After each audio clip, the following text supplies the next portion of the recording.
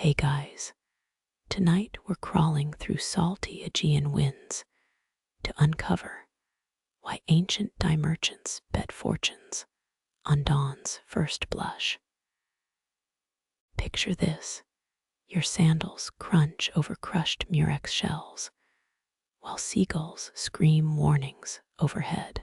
Phoenician purple doesn't care about your sleep schedule or your survival odds in a world where one botched hue could get you tossed off a cliff.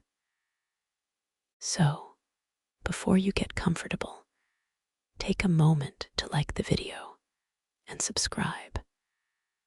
But only if you genuinely enjoy what I do here. Drop your location and local time below if you're brave enough to taste salt spray through your screen.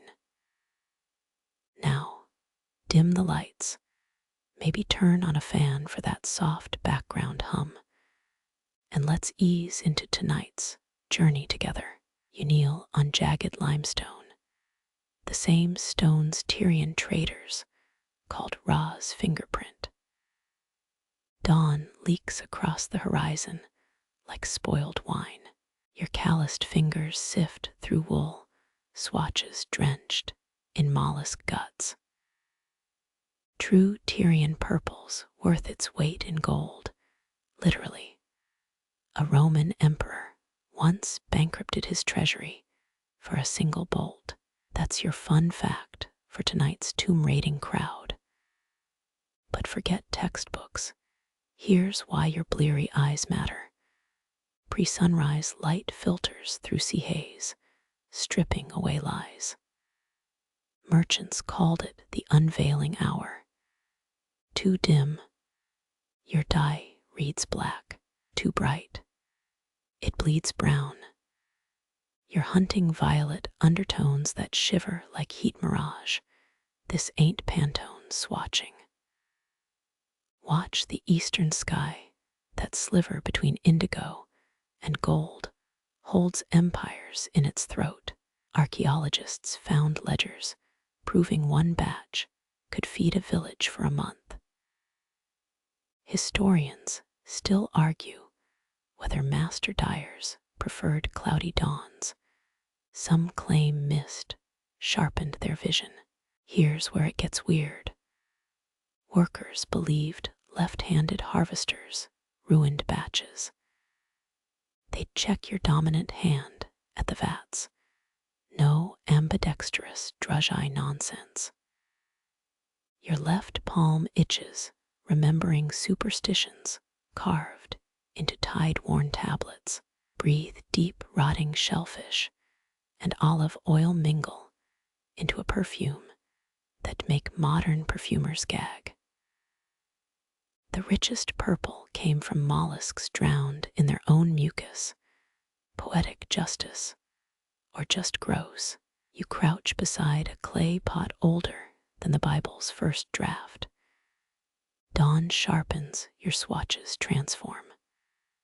That fourth sample. Too much fermented urine in the mix. Toss it or face the regional magistrate's wrath. Phoenician QA wasn't messing around. Failed dyers got demoted to grinding lapis lazuli. Look at the third strip. See how it drinks light without hesitation. That's the royal flush shade Cleopatra. Antony's most overrated fling, killed for. Wind slaps your face, a Mediterranean rebuke. Your tunic sticks to sweat-slicked skin as seafoam hisses secrets. Ever notice how dawn light exposes your worst decisions? Same principle applies here.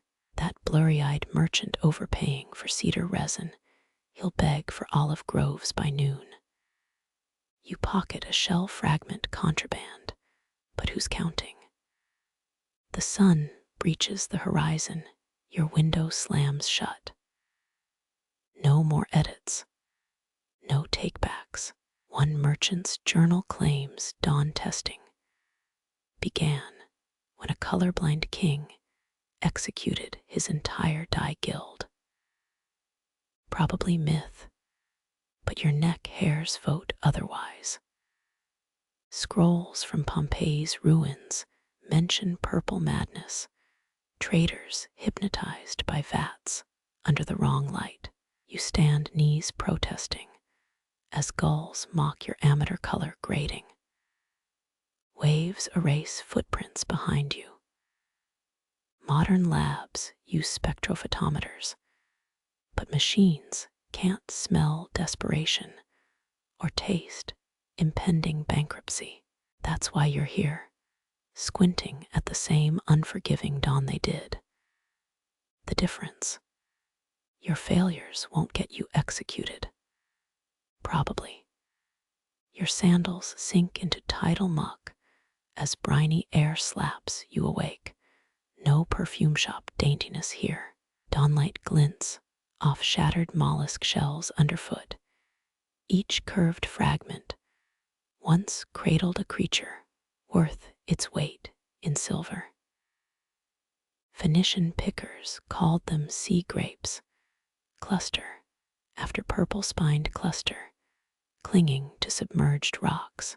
Your fingers brush one, cool as marble, sharp enough to draw blood if squeezed wrong.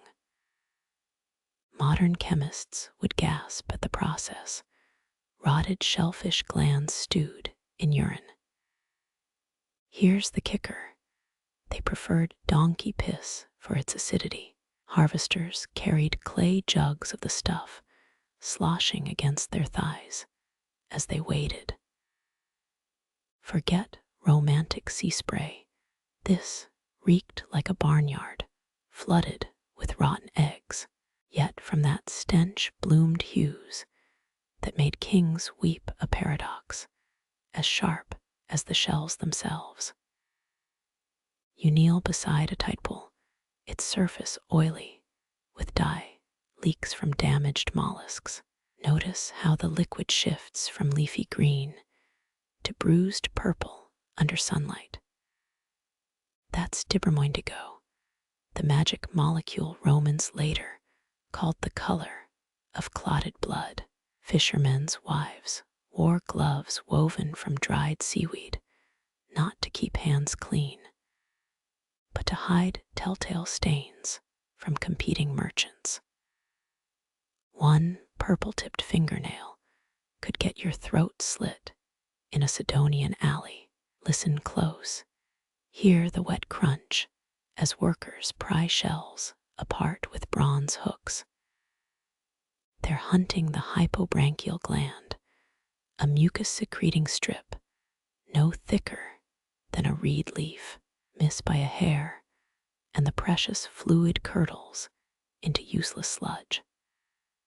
Your own hands twitch, sympathy cramps for those ancient dyers. Historians still argue whether it took 10,000 or 100,000 snails to dye a single cloak. Imagine the math. Every royal robe a silphium plant of the sea. Watch a novice harvester stagger under his basket, crammed with live mollusks that clack like chattering teeth. He's ignoring the oldest rule: never layer them more than 3 deep. A crushed shell means spoiled glands, a month's wages lost in clumsy stacking. Veteran workers sing grinding hymns to Dagon, less out of piety than to keep rookies from panicking. One surviving fragment goes from mud we came to gold we bleed, though you'd swear that last word should rhyme with greed. Your sandal slips on a kelp-covered stone. You catch yourself against a pocked cliff face, embedded in the rock, fossilized shells from centuries past, their purple streaks still vivid. Some claim these are the ancestors' first failed experiments, nature's own dye vats, petrified for smug moderns to find. Rub your thumb across one, the residue leaves a faint smudge. Even in death, They cling to their worth. A wave crashes, your tunic's hem soaks up salt water, and something worse. That coppery tang isn't just seawater, it's millennia of spilled mollusk innards seeping into the bay. Scholars recently proved Tyrian purple's DNA lingers in coastal sediment. Walk here barefoot, and you're squishing through the liquid ghosts of Pompey's parade robes. Reach into the shallows, pluck a live murex from its algae beard. It squirts defensive ink across your wrist, a violet streak darker than midnight wine. This is how they tested dye potency. Live specimens were milked like venomous snakes. Lazy merchants got bitten, their inflamed hands confirming the batch's freshness through pain. No OSHA here, just pustules and profit margins. Overhead, gulls circle a fresh cargo ship, its hold gaping like a toothless mouth. Workers heave baskets upward, ropes creaking under the weight of maritime gold. One slip, and the captain's fortune sinks to join Atlantis. A risk taken daily for cloth that'll outlive empires. The real trade wasn't in dyes, but in desperation, woven tight as Phoenician brocade. Sunlight climbs higher, the critical testing window closing. Your shadow stretches across tidal pools, now glinting with ordinary seawater. Somewhere inland, a vat of donkey-urine and mucus begins its transformative gurgle. Turn landward. The stench guides you better than any road. You follow the stench inland, your nose wrinkling at fermented urine's ammonia bite. Workers huddle around clay vats, their arms gloved in sheep gut to avoid stains. They dip linen, swatches first, cheap fabric sucking up dye like overeager sponges. Linen lies, mutters an apprentice, his eyebrows permanently tinted lavender from years of mistakes. Wool comes next, thirsty threads, revealing every undertone. Watch how dawn grazes the sample. A master dyer squints at crimson threads, warming to violet perfection. Noon's harsh glare would have turned this ritual tragic, sunlight bleaching subtlety into blunt approximations. Phoenicians knew what modern painters forget. Cool morning light exposes flaws mercilessly. That diva of a sunrise strips dyes naked, no warm shadows to hide in. One batch gets rejected, its purple leaning too gray, like week-old bruises. The dyer spits into the vat, a traditional insult to lazy spirits skimping on pigment. Here's a nugget for art majors. Tyrian purple's value came from color fastness, not rarity. Rub that wool against marble, it stays vibrant. Bleach it with Mediterranean sun, still regal. Most modern royal purple fades to dishwater mauve by August. But whisper this in Marrakesh's dye markets, you'll start fistfights with indigo purists. A junior merchant arrives squinting. He's been testing luminosity with a controversial tool. Legend says they used polished porpoise eyeballs as lenses, their ocular fluid filtering glare. You half expect myth until he pulls a clouded orb from his belt pouch. Through its gelatinous curve, the dye appears impossibly deep, a trick of light or biology. Scholars still debate whether these orbs worked or just terrified competitors. Either way, imagine the sales pitch. This shade pairs beautifully with dolphin tears. Observe the inspection ritual. 6 elders lean in until their noses nearly touch fabric. Their irises reflect dancing violets, pupils tight as thread spools. One calls out a flaw, flicking the edge where dye bled into wool's core. Perfectionists? Maybe. Survivalists? Absolutely. A single botched order to Rome meant crucifixion, designer deaths for designer colors. Laughter erupts by the vats. Apprentices play dodge the droplet as senior dyers pour test batches. Miss and you're splashed with wealth enough to buy a vineyard or degree burns.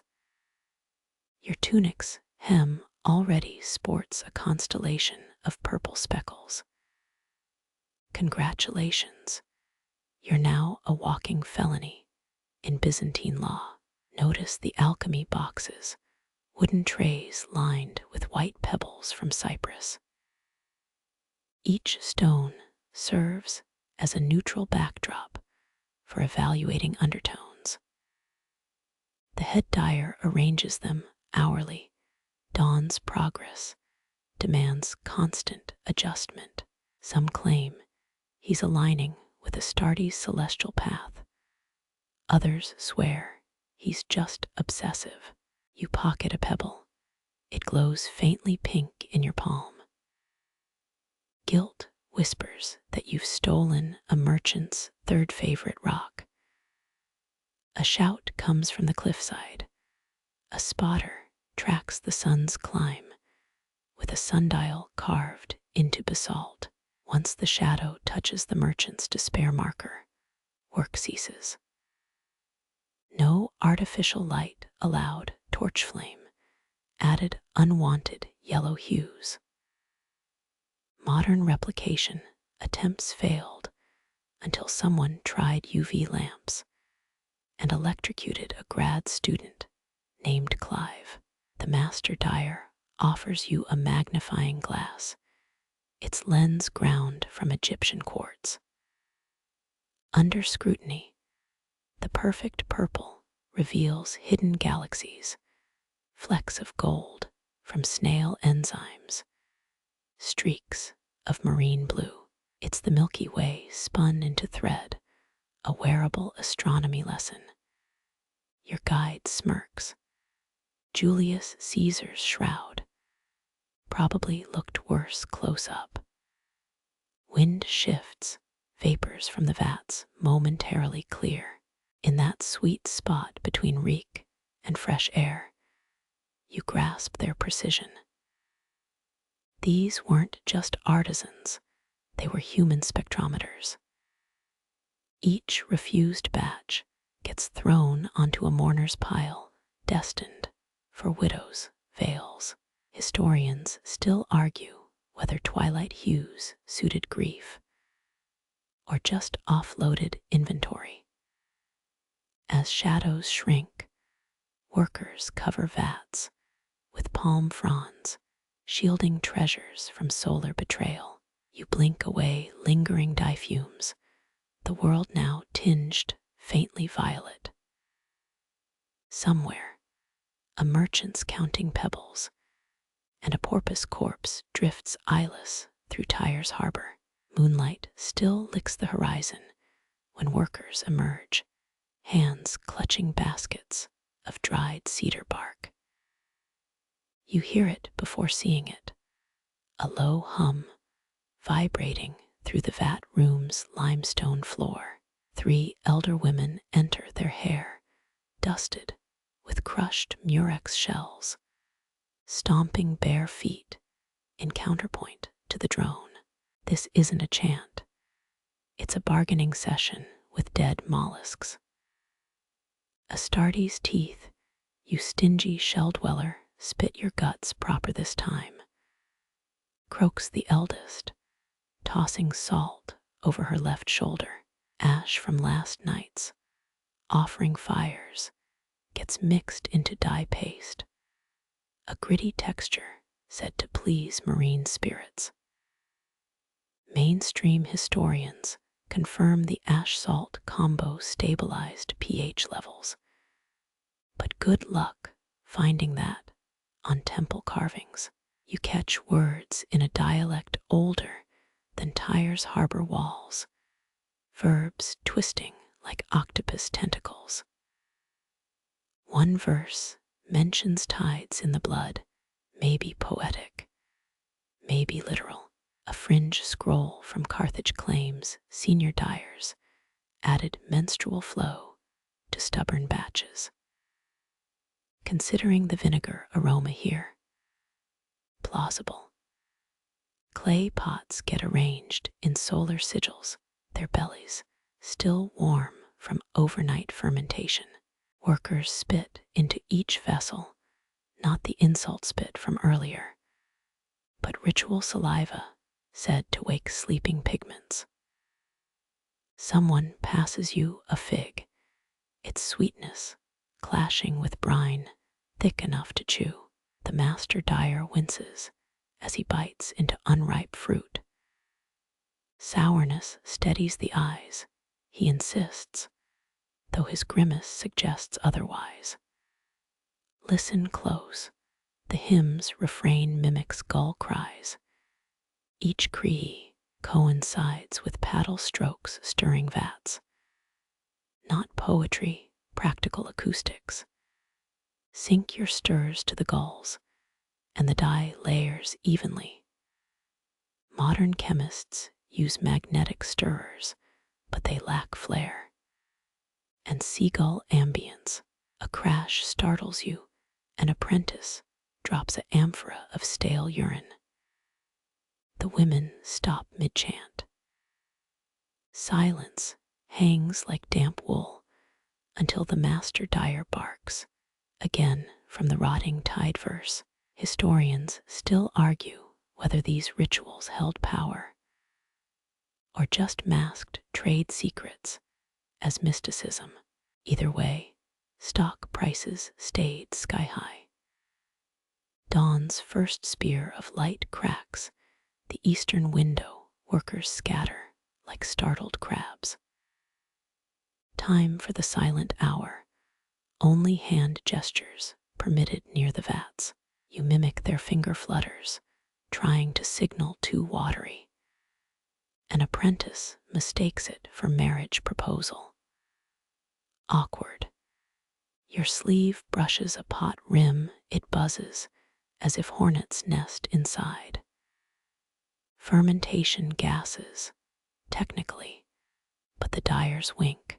Spirit burps, they call it. One jars your modern sensibilities by blowing kisses at the froth. Smell that. Charred lavender, but under it burnt hair. They're tossing goat braids onto coals, each puff of stench, confusing evil airs. Your eyes water. The dyer grins. Roman spies sneeze louder than they sneak. Suddenly, a perfect D-sharp note cuts through haze. A young man plays conch shell near the largest vat. The sound resonates in your molars, an ancient subwoofer. Vibration settles the dye particles, they claim. You can't prove it doesn't. Notice the pottery stamps, crude snail shapes pressed into each vessel, not artistry, quality control. Murex glyphed pots held premium batches, dog whelk symbols meant second rate, but Egypt will buy it. Classic branding. A crash of waves outside mimics the stirring rhythm, or is it the other way around? The sea here doesn't just fuel trade, it dictates tempo. Your own pulse sinks to paddle beats until a splash jolts you, hot dye hits your sandal. The master dyer tuts. Lucky spill in Nineveh, that's engagement confetti. As light strengthens, the women retreat, their final hymn muffled by linen face wraps.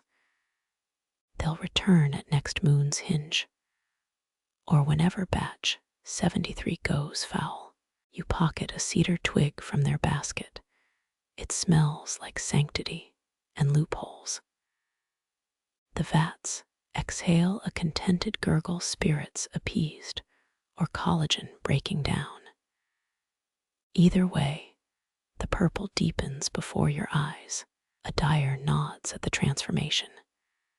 Still beats Pantone swatches, You hum agreement, wondering how many centuries until someone misses that conch shell. Wind licks your neck, not the sea's wet breath, but the desert's dry rasp. You've crossed into Ra's domain, where sandstorms' birth lies in purple dye. Workers haul reed mats soaked in indigo sludge. Each slap against limestone sounds like a drunk camel sneezing. Mainstream texts call these the Artesian winds, but locals spit when naming them. Sky scourges, stealing moisture from fabric. Dawn's coolness clings for mere breaths here. A dyer shows you cloth samples left in open air. Midday sun turned royal violet into mud brown, like dyeing with piss instead of glory, he mutters. Historians still argue whether Phoenician wind charts tracked stars or ibex migration patterns, but you're handed a scrap of goatskin. Its symbols, squiggles mimicking snake trails, slave children crouch by dye pots, palms outstretched. They're catching airborne grit. One pebble could ruin a pharaoh's robe. A girl grins, showing a beetle shell in her hand. Wind taster, her overseer explains. If her tongue bleeds from licking dust, storm's coming. Quirky, or just kid labor with extra steps. You're handed a bronze funnel, its neck angled west. Ra's drinking straw, jokes a merchant. It channels dawn breezes over cooling vats, preventing crust formation. Genius, provided you ignore the fermented sea slug stench. Your eyes water, someone's grinding pistachio, resin to mask odors. Fringe papyri claim the resin also repelled ravens, but 3 watch from a dead fig tree. Judging. Wool bolts snap on lines like impatient flags. Touch one, it crackles with static. A worker winks. That's Tyrian purple arguing with Egyptian heat. He rubs amber rods on his tunic, creating sparks to calm unruly hues. You half expect a PowerPoint slide comparing ancient static cling solutions. Sunlight climbs, shadows shrink into nothing. A sandalwood box opens, revealing powder white as vulture bone. Storm silt from the Nile, whispers the dyer. Only full floods bring this, and pharaohs drowned enemies. It's sifted into dye pots, their froth hissing like asp nests. Mainstream archaeology confirmed silt's mineral role. But try telling that to the man sprinkling it like priestly incense. Listen, the wind's pitch shifts. Workers drop everything, peering southeast. No clouds, just haze kissing the horizon. Devil's wedding veil, someone mutters. Jars get sealed with camel spit. Ancient quickseal trade circa 1200 BCE. 60 seconds later, the first grit pelts your scalp. Inside the mud brick shelter, it's safe to laugh. An apprentice demonstrates wind gestures, flapping arms like cranes to predict direction. His boss rolls eyes. He's one drought away from theater. Through a sand-scoured window, you watch the dye yard transform, fabrics rippling like panic-stricken ghosts.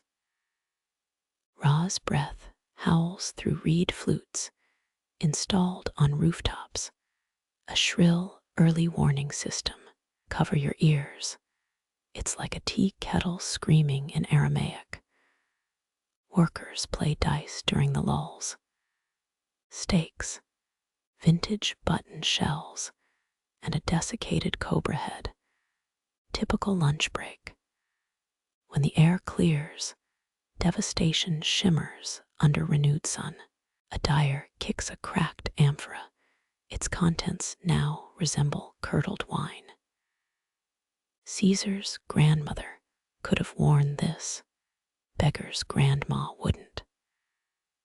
Salvage teams arrive, sifting debris for reusable threads. One finds a scorpion, its tail dipped in purple. Omen or occupational hazard. Cooler now, the wind gentler. Night blends remaining light into indigo. They'll respin ruined wool at dawn when tempers and temperatures chill. You pocket a resin chunk, smells like failure and innovation. The merchant shrugs. Maybe the desert hates beauty or loves testing us. Winds lift a scrap of silk toward the Nile, a bleeding purple against twilight. You imagine it reaching Thebes, a ragged flag of persistence. The dunes murmur behind you, already plotting tomorrow's sabotage. Stepping into the cellar feels like entering a giant's pickled gut, sour tang clawing at your sinuses. That's not just spoiled shellfish, it's profit in decay. Workers stir vats with cedar paddles. Each swirl releases burps of eggy vapor. Local drunks supposedly pay extra for this stench. Weirdos who think it cures baldness. Mainstream archaeology confirmed it. 40 days of rot transformed mucus into royalty. But textbooks skip the itch. Your throat burns with every breath like inhaling gym socks stuffed with rotten lemons. A foreman nods at stone jars taller than you. Week 1, pus-colored ooze.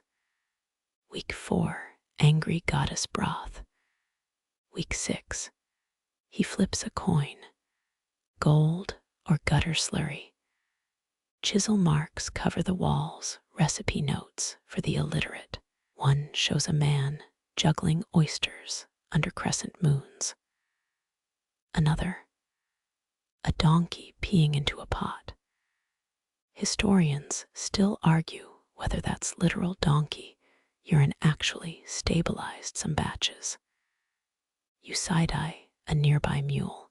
It stares back, judging your life choices. Sludge cascades through clay pipes, glowing faintly in lamplight.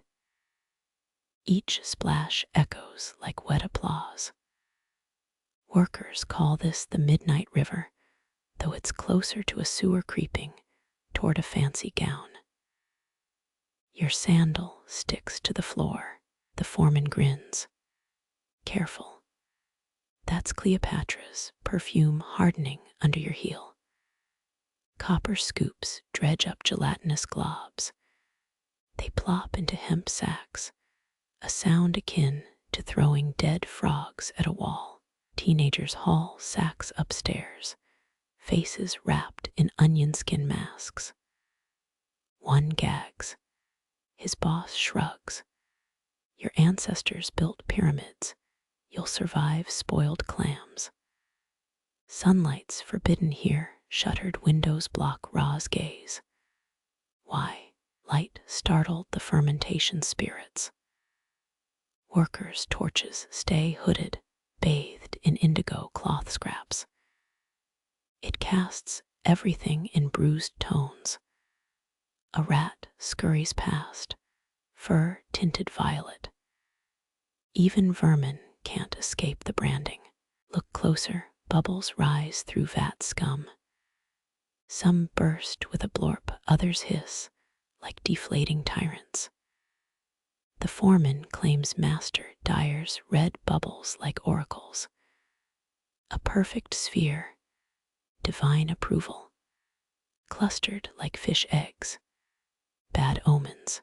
Tonight's batch shows erratic, jaunty pops. He frowns. Market crash in a pot. Fringe scrolls mention sludge singers, tone-deaf bards who croon to vats. Their ballads supposedly soothed finicky bacteria. You don't hear music, just wet gurgles and the scritch-scritch of snail shells being crushed overhead. Maybe the singers quit. Smart. Corks explode from aging jars, loud as Assyrian war drums. A worker ducks.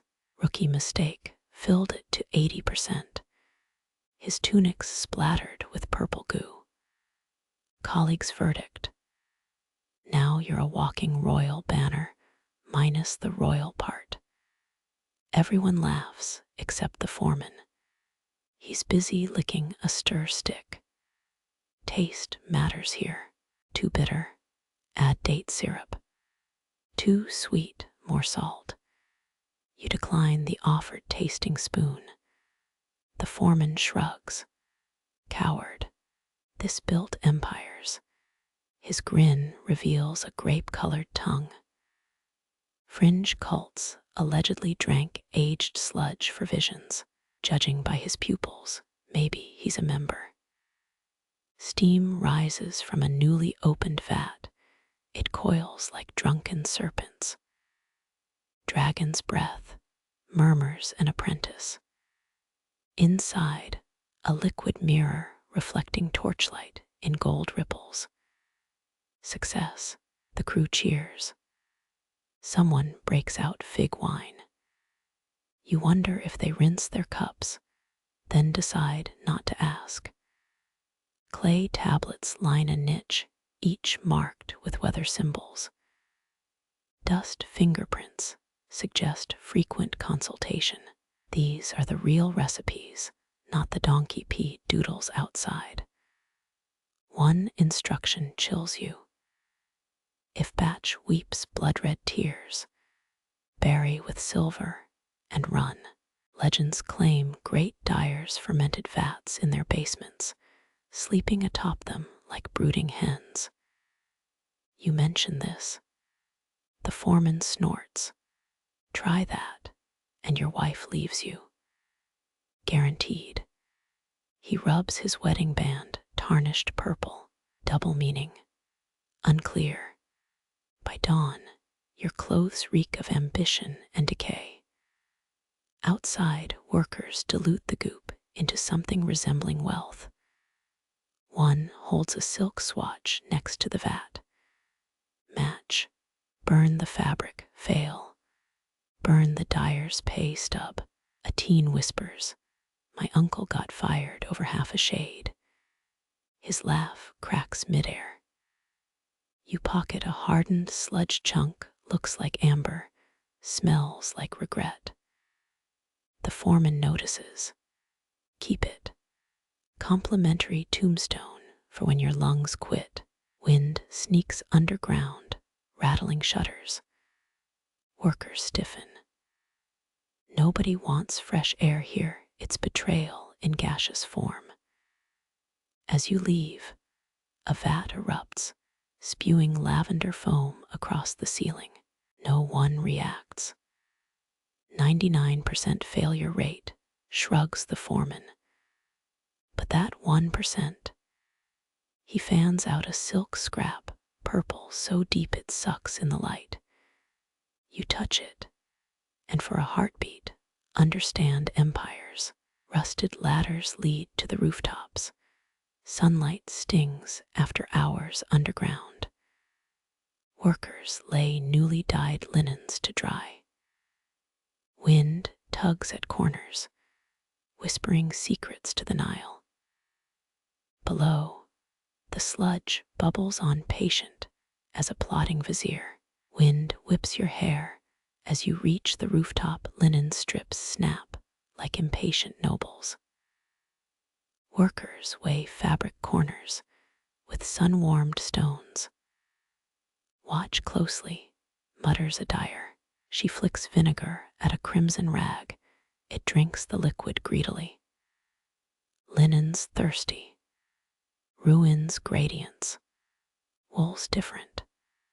A merchant rubs raw fleece against your wrist. It prickles like a guilty conscience.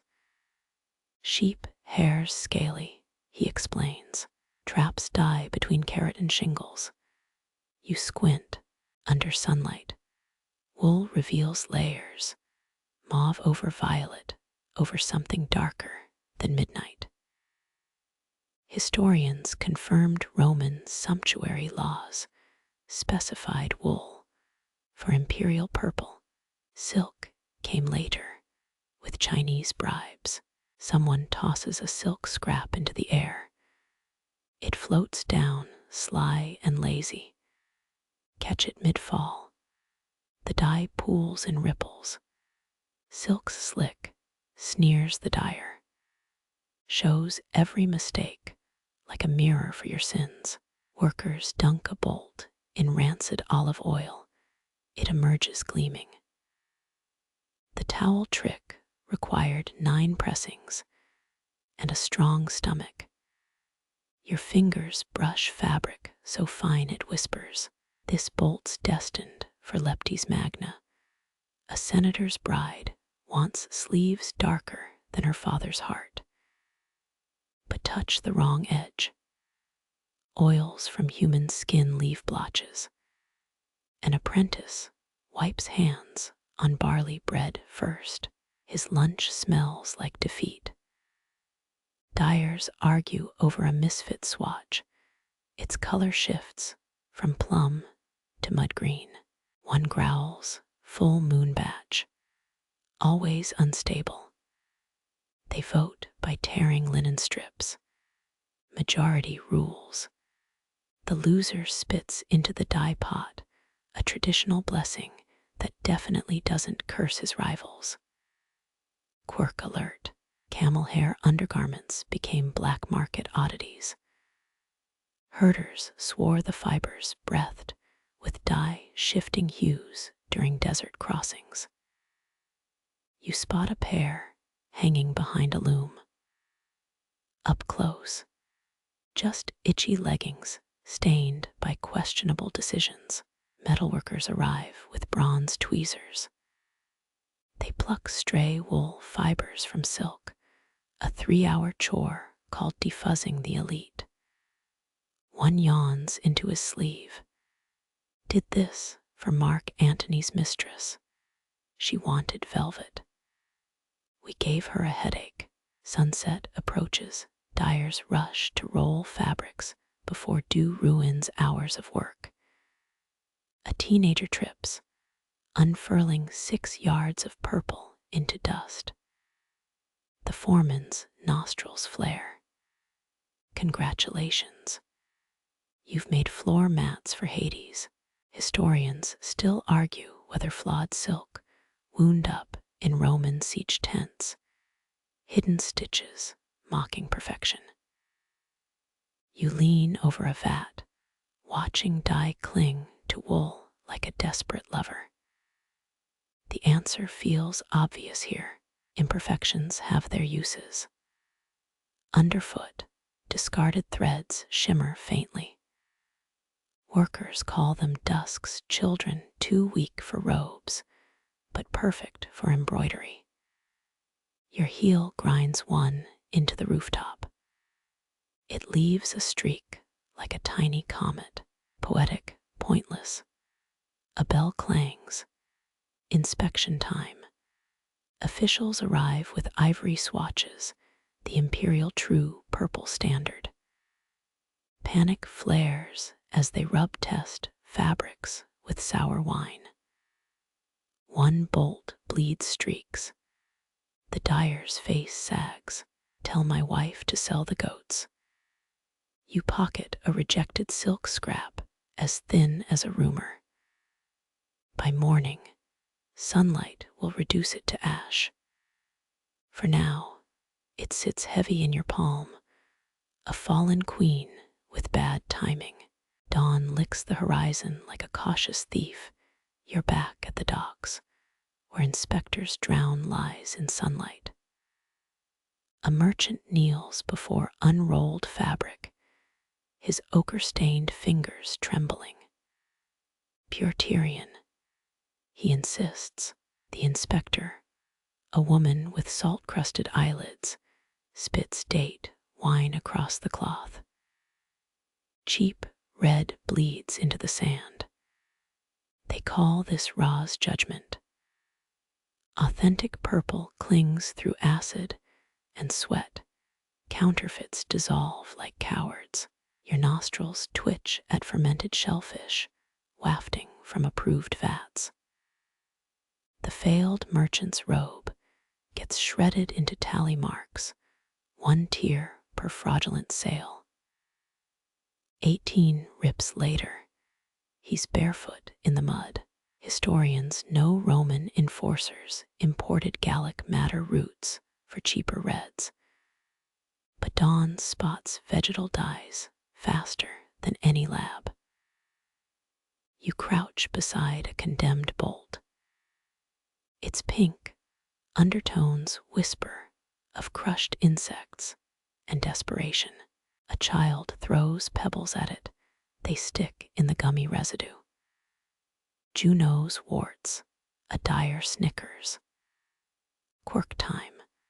Counterfeiters allegedly used donkey-urine for aged undertones. The stench gave them away. You spot a jug hidden under a cart. Its sour reek confirms legends. Nearby, a vendor sells murex shell amulets to apprentices. They're just painted clay. Hope springs eternal. A magistrate arrives with prisoners bound in their own defective fabrics. One man's indigo-dyed hands match his tunic, bad sign. Guilty as Phoenicia, someone mutters.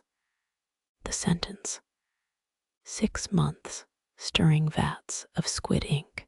The crowd groans, better to be whipped. You're handed a purified swatch, supposedly flawless. It pricks your palm with embedded shell fragments.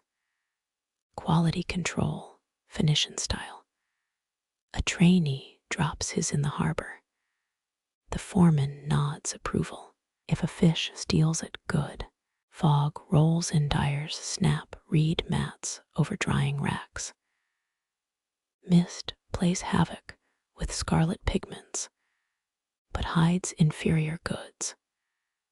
An apprentice sneaks a peach-hued rag into the mix. His master pretends not to see. Small rebellions keep the gods entertained. Historians still argue whether most counterfeiters knew their dyes were fake or just incompetent. A jailed merchant wails about vulture-themed sabotage. Sure, blame the carrion birds. You pocket a frayed thread from his sleeve. It dyes your thumbnail blood red. Tactful. A visiting dignitary demands proof of purity. Inspectors drag his gift cloak across donkey dung, a showy test. The purple emerges brighter. Crowd cheers. Science, no theater. Always. You glimpse the inspector's palm, hidden murex ink, smeared during the stunt. Twilight saves today's last convict, a linen seller who substituted crushed rose petals. Dawn woods exposed her, but nightfall masks the fraud in forgiving shadows. She slips the magistrate a bribe, 2 figs, and a promise. Justice bends, then naps. Below the docks, water swirls with abandoned dyes, crimson eddies chasing cobalt streaks. You dunk your stolen thread. It emerges neither color, but something new. Maybe the sea's opinion. Maybe tomorrow's crime. Moonlight can't bleach what you've seen, but dawn's scrutiny awaits. A hand clamps your shoulder, knuckles tattooed, with spirals only dye masters recognize. Time to swear, growls a voice like grinding murex shells. They lead you past vats, emitting low burps, fermenting secrets older than Carthage's foundation. The dawn pact isn't written, it's breathed into your face with wine-steeped words. Your lips stick together, gum Arabic binding the oath. Historians agree Phoenician dye protocols vanished because apprentices died before speaking. But they'll never find the community theater aspect.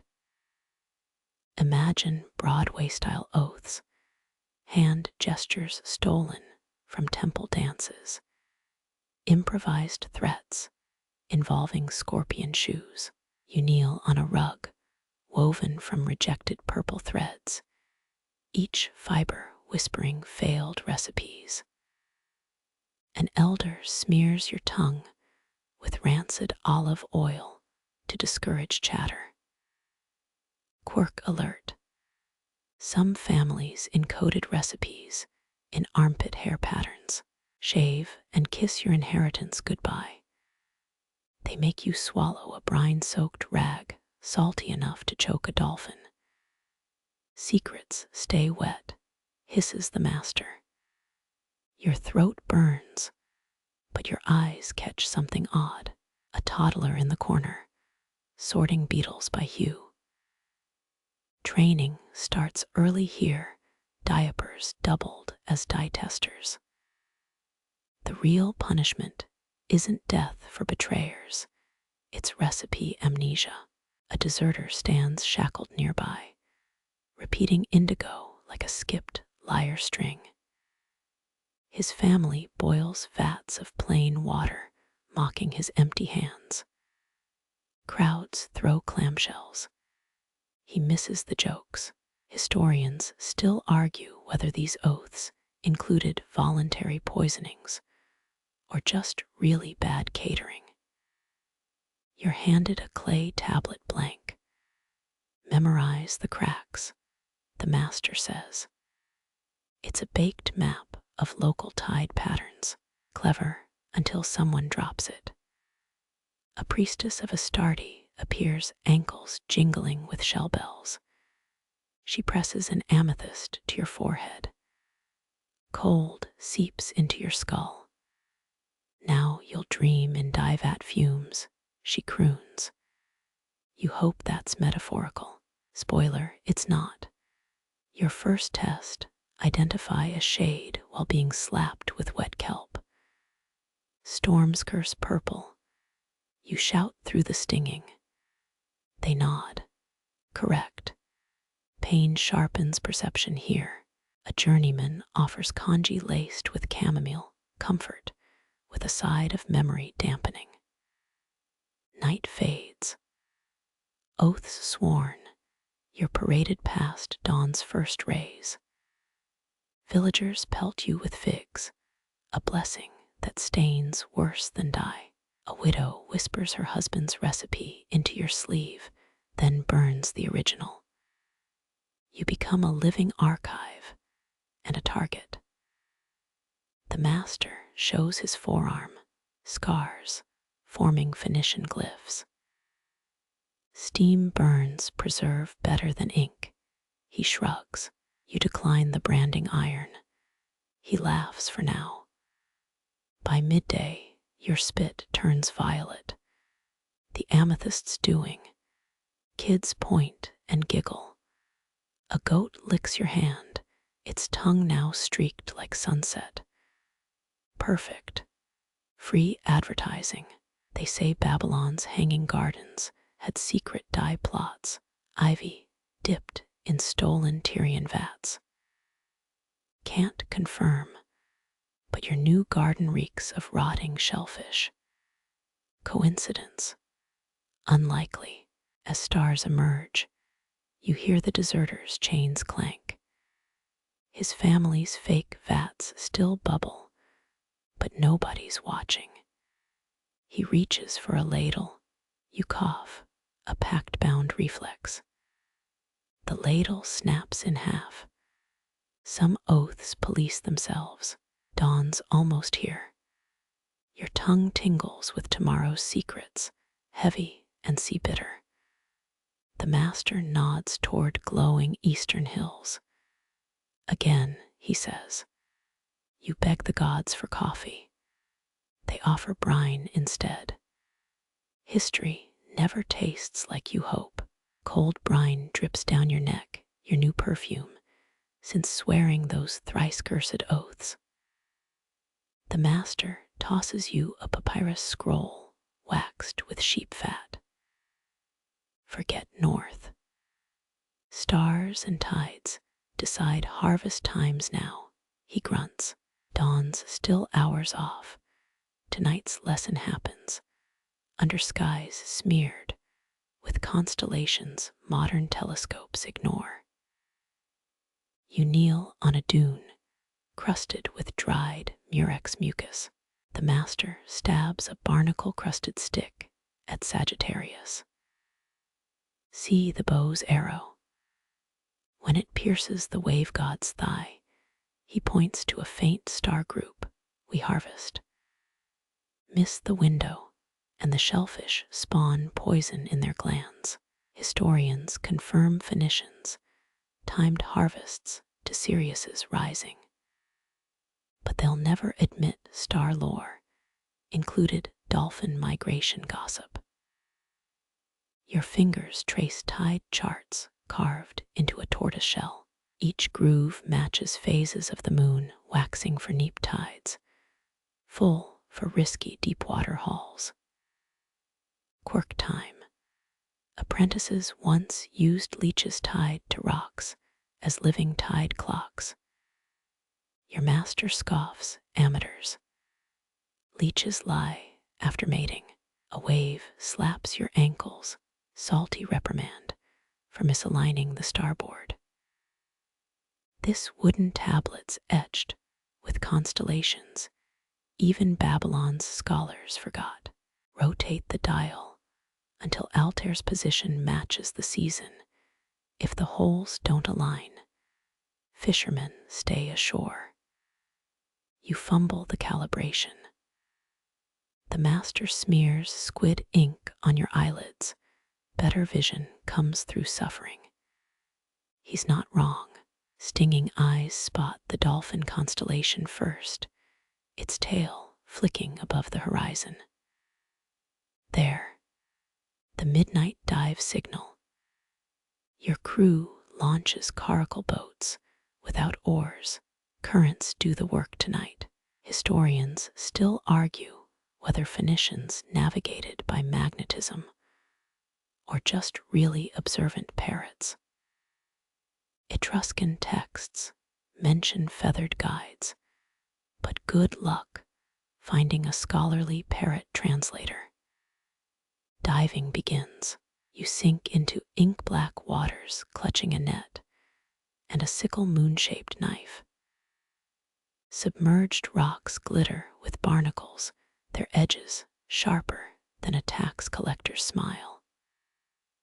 Groping blindly, you find a murex cluster. The shellfish spit defense mucus, staining your nails putrid yellow. Ancient recipes claimed this goo could cure baldness. You doubt it, but hey, desperate Roman senators bought pints. Surface gasping, the master inspects your haul under starlight.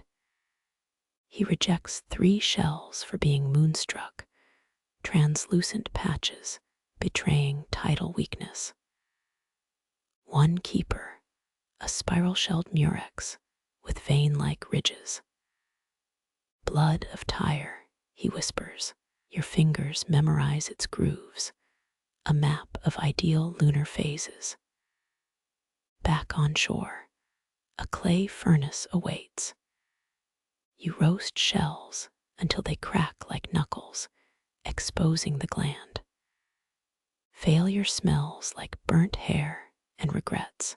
Success reeks of ammonia and arrogance. The master chants, numbers matching Pythagoras's early harmonics. Turns out math dictates die density. Who knew? Do forms on your arms, Dawn's first scout. Testing begins. Dip wool in the vat. 3 swirls counterclockwise. Lift it toward the eastern light. The master scowls. Too pink. See wasp venom in the glands, harvested too late. He hurls the fabric into a fire pit already littered with failures. A fishing boat passes, its crew singing a hitchhiker's tune about the star that ate its children. Translated badly, but it's clearly about Saturn. The master spits. Landlubber astronomy.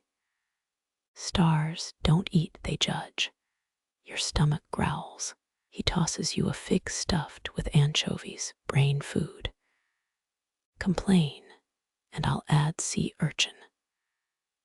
By 3rd sunrise, you've charted 9 moontide pairs without drowning. The master nods approval, then drops a bronze disc into your palm. Its perforations form the Lyre constellation. Lose this, and I'll sell your kneecaps to Cretan pirates. You pocket it, feeling the weight of stolen star maps. Die makers whisper about a secret star ladder carved into Malta's cliffs, aligning with summer solstice tides. Modern archaeologists call it a grain storage calendar. You've seen the carvings. Chisel marks too precise for barley measurers. The debates, academic anyway. Last scholar who searched vanished after insulting a local's anchovy pie. Waves soften to whispers. Your coracle drifts past bioluminescent plankton, nature's backup stars. The master sleeps, snoring in time with the tide. You adjust the sail, humming a sailor's tune about Venus disguising herself as a drunk mermaid.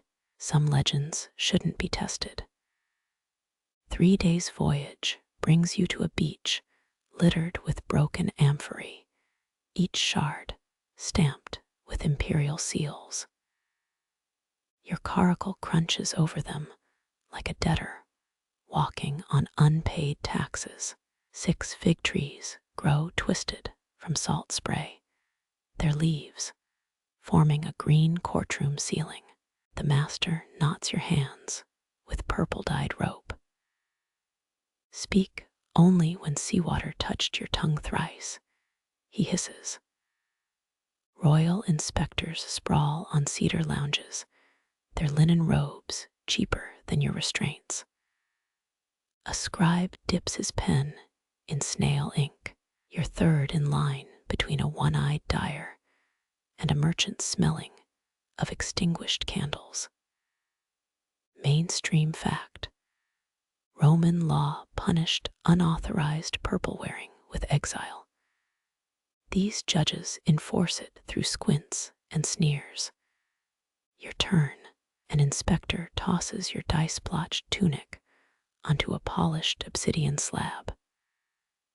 Dawn light hits it through fig leaves, casting speckled shadows. He bends until his nose almost touches fabric. You count his nostril hairs 18 on the left. Quirk time. Inspectors sometimes hid in wine amphorae to catch counterfeiters, midnight dye sessions. Their sandal straps still smelled of fermented grapes. This violet skews Alexandrian, he declares. The master's eye twitches, a coded message. You bite your tongue until copper floods your mouth. 3 waves crash, now you can speak, forged under Sirius's gaze, steeped in tides from the dog's stars rising. Lies taste saltier than truth here. A junior inspector rubs the fabric against barley bread, checking for crocus-based fakes. Crumbs stick to the weave. He licks them off, professional hazard. No saffron aftertaste. But the hue, they pass the cloth around like a sick infant. Debate flares. One claims the purple's too stormy, lacking dawn's clarity. Another insists it's authentic. The gray undertones prove lunar fermentation. Historians still argue whether inspectors were colorblind zealots or just theater critics with engraving tools. You stare at ants hauling a fig seed, wishing for their simple duties. The head inspector snaps fingers. Guards drag forward a limestone bowl filled with yogurt. Mare's milk and lime. True Tyrian resists curdling. He dunks your fabric. Minutes crawl like snails in a salt circle. When lifted, the cloth emerges unstained. The milk stays white. The tribunal exhales. Someone mutters adequate. The master kicks your heel, signal to kneel. Your forehead presses hot sand as they brand, a lotus-shaped wax seal onto your shoulder. It sizzles, another scar for the collection. Payment arrives. 7 tin rings and a scroll listing band dye components. Quill ink includes your DNA now, crushed murex glands mixed with the scribe's spit. The master pockets everything but the smallest ring. For your tomb, he says. You nod, already knowing grave robbers'll steal it before your corpse cools. As you leave, a condemned dyer screams nearby, his rejected bolts piled like murdered parrots. Guards toss them into a tidal pool that eats color. By sunset, the water bleeds crimson, false dyes dissolving into ghostly foam. You touch your wax brand, still warm. This mark lets you walk free today. Tomorrow's sun might judge differently. Your sandals squelch through something suspiciously spongy. Outside the inspection compound, a dumping ground for failed perfumes. Rotted orris root mingles with curdled goat fat, an olfactory crime scene. Guards wave you past wine-stained curtains into air thick enough to chew.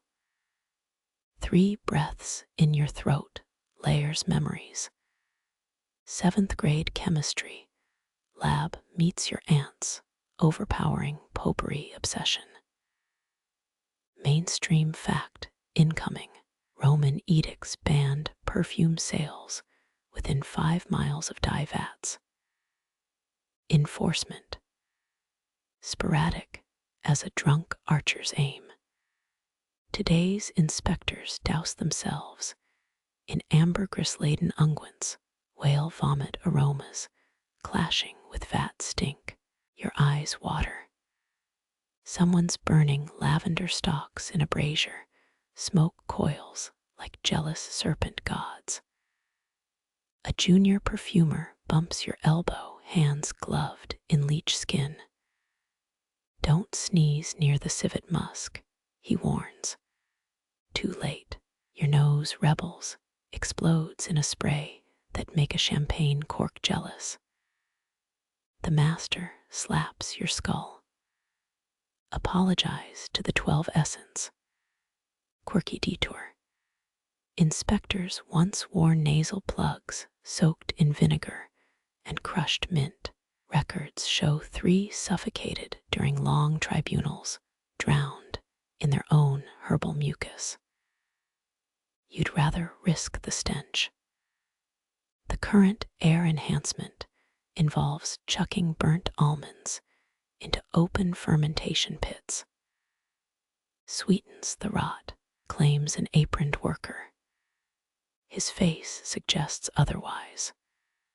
You're handed a clay cup of neutralizing brew mint, honey, and something alarmingly fecal.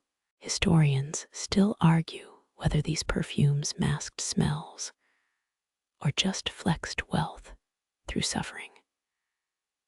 Swallowing feels like licking a wet sheep. A merchant across the room gags spectacularly. His vomit arcs toward a guardsman's sandals. The room applauds. Amber pendants dangle from ceiling beams, ambergris chunks swinging like olfactory lifelines. You press one to your nostrils. Bliss. Then notice the wormholes. Secondary horror, writhing larvae extractions were a prized scent stabilizer. Your tongue remembers breakfast figs. Bad call. Dye vats bubble like primordial soups, each guarded by perfumers, sprinkling powdered myrrh. One slips crushed rose petals into his collar. Perspiration enhancer, he confides. Clients think it's dedication. You nod, subtly upwind. The inspection climax. Officials rub dye samples on onion skins. Rot reveals itself through alliums, proclaims a nasal-voiced evaluator. Half the room's now crying onion fumes and existential dread. Your sample passes by default when the inspector's nose bleeds onto the test parchment. As you escape into metallic twilight air, a perfumer offers aftercare, a lotus seed inhaler. You decline. The night breeze smells of charcoal and regret. Lingering lavender notes cling to your tunic, a souvenir that'll outlast kingdoms. Somewhere, a whale continues digesting squid, blessing future torture sessions with its regurgitated grace. The harbor's night hum wraps around you, a chorus of creaking wood and murmured oaths. Sailors lash crates with rope gone stiff from salt. You kneel beside one marked by 3 ochre stripes, the code for imperial appeasement goods. Your fingers brush linen, wrappings soaked in olive oil, keeps the purple from sun sickness. Mutters a dockhand with cracked lips. Mainstream fact slips in quiet. A single Tyrian dyed toga cost its weight in silver. Yet, rulers traded territories for bolts of this cloth. One Persian satrap reportedly swapped a fortress for 12 yards. You heft a folded square no bigger than a dinner plate, years of wages stitched into warp and weft. A guard leans over your shoulder. Drop that, and your ancestors' ghosts will bill you. Quirky truth time. Vessels carrying purple cargo flew flagless sails, dipped in squid ink. A ghost fleet tactic. Records mention Carthaginian captains who painted their teeth black to match. You spot a first mate spitting into a tin, his grin now a gaping void. Terrifies pirates, he claims. You nod, noting his trembling hands. Historians still argue whether purple's worth stemmed from rarity or the theatrics of its production. You roll fabric over cedar rods, each pass releasing whispers of fermented murex. The scent conjures dead mollusks and hubris. Nearby, a treasurer counts coins using a scale balanced on a slave's head. Steady, Amram, he chides. The Carthage shipment can't weigh light. Lanterns sway, their light warps over stacked crates. Shadows twist into shapes, grasping hands, hungry mouths. A merchant's child darts past, arms full of counterfeit purple amulets. Blessed by Melkart, she lies to legionnaires. They buy 3. Her giggle fades into seagull cries. You tuck dried lavender between silk layers, a last defense against moth greed. Someone's added parchment scraps with anti-theft curses. Most threaten bowel disorders, effective against barbarians and in-laws, jokes a bleary-eyed packer. He sneezes, scattering cursed tablets like bad confetti. Dawn approaches, that peach fuzz light when purple looks richest. Inspectors circle with leashed greyhounds trained to sniff out safflower fraud. One beast paws at your crate. Your throat tightens, but it just urinates on the treasurer's sandals. Laughter erupts. The moment slips by a comedy masking commerce's razor edge. Final touches. Sealing wax stamped with scarab beetles. Your palm smears the still hot resin. Perfection. Somewhere beyond the docks, a king waits to unravel this fabric, and with it, alliances. The first mate's blackened teeth flash in farewell. Wind fills the sail overhead, stinking of salt and compromised principles. The scarab wax hardens under your palm, its winged shadow stretching across crates like a cheap omen. Dawn stains the sails ahead blood wine red. Those aren't your ships. You recognize the prow carvings, Libyan cedar, Serapis heads grinning too wide. Ptolemy's envoy has arrived early, a fact scratched on papyrus scraps. Cleopatra once sent Caesar 20 bolts of double-dyed purple to stop his invasion. He took both the cloth and Egypt. You adjust your tunic's frayed hem, suddenly aware how your Carthaginian wool pales against envoy silks. Gifts for paranoid kings, mutters the quartermaster, tossing you a sponge soaked in vinegar.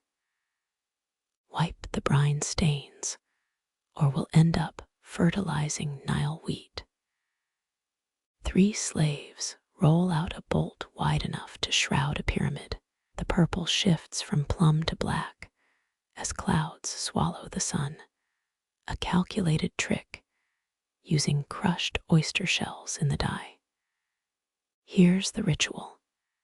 Each fold must crease against the weave to prevent color fatigue. Your blistered thumbs find the rhythm, left to right like rocking a colicky infant. A eunuch scribe counts each pass, his reed pen stabbing clay. Miss a fold, and the hue fades to sickly mauve. Miss 3, and your fingers might vanish. The treasurer's scales click taunt from yesterday's failed shipment. Quirk time, dig this. Camel caravans carrying royal purple rubbed cloves into their ropes. Not for scent, overheated dye vats attracted amorous male camels. One merchant's log whines about delayed shipments due to amorous mammals. You smirk, picturing frustrated humps swaying through Petra's gates, crates destined for Pontus bare false bottoms, hiding maps soaked in oxgall ink. Lift the fabric, and Anatolian trade routes bloom like bloodstains. Historians still debate whether these gifts were diplomacy or tailored siege plans.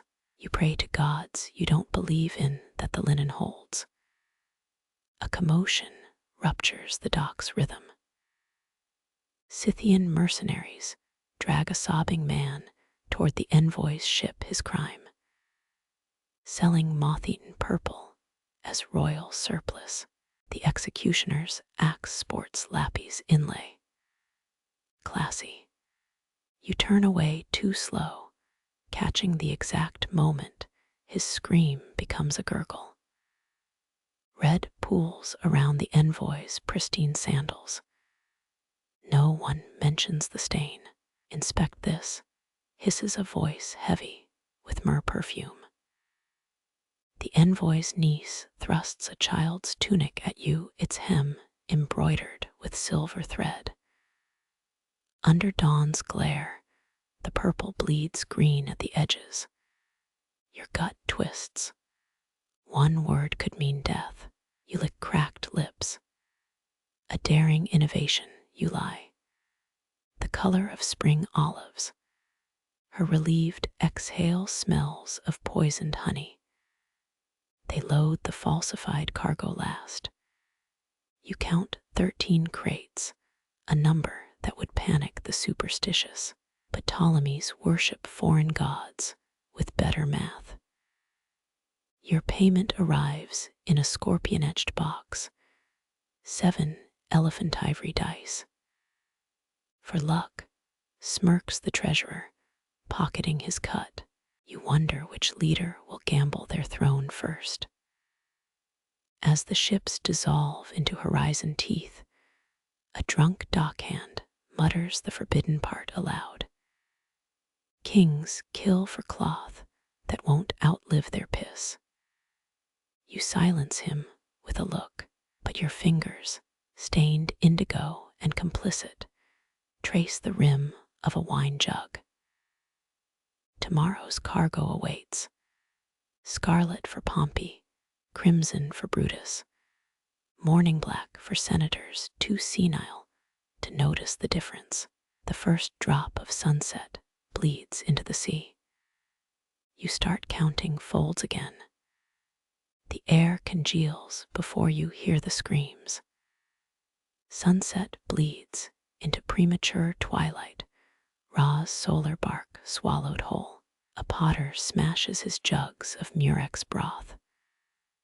The god's eye blinks, croaks the temple eunuch. His amulet, a tin disc scribbled with Coptic, flares dully against purple-stained palms. You're supposed to be folding crimson damask.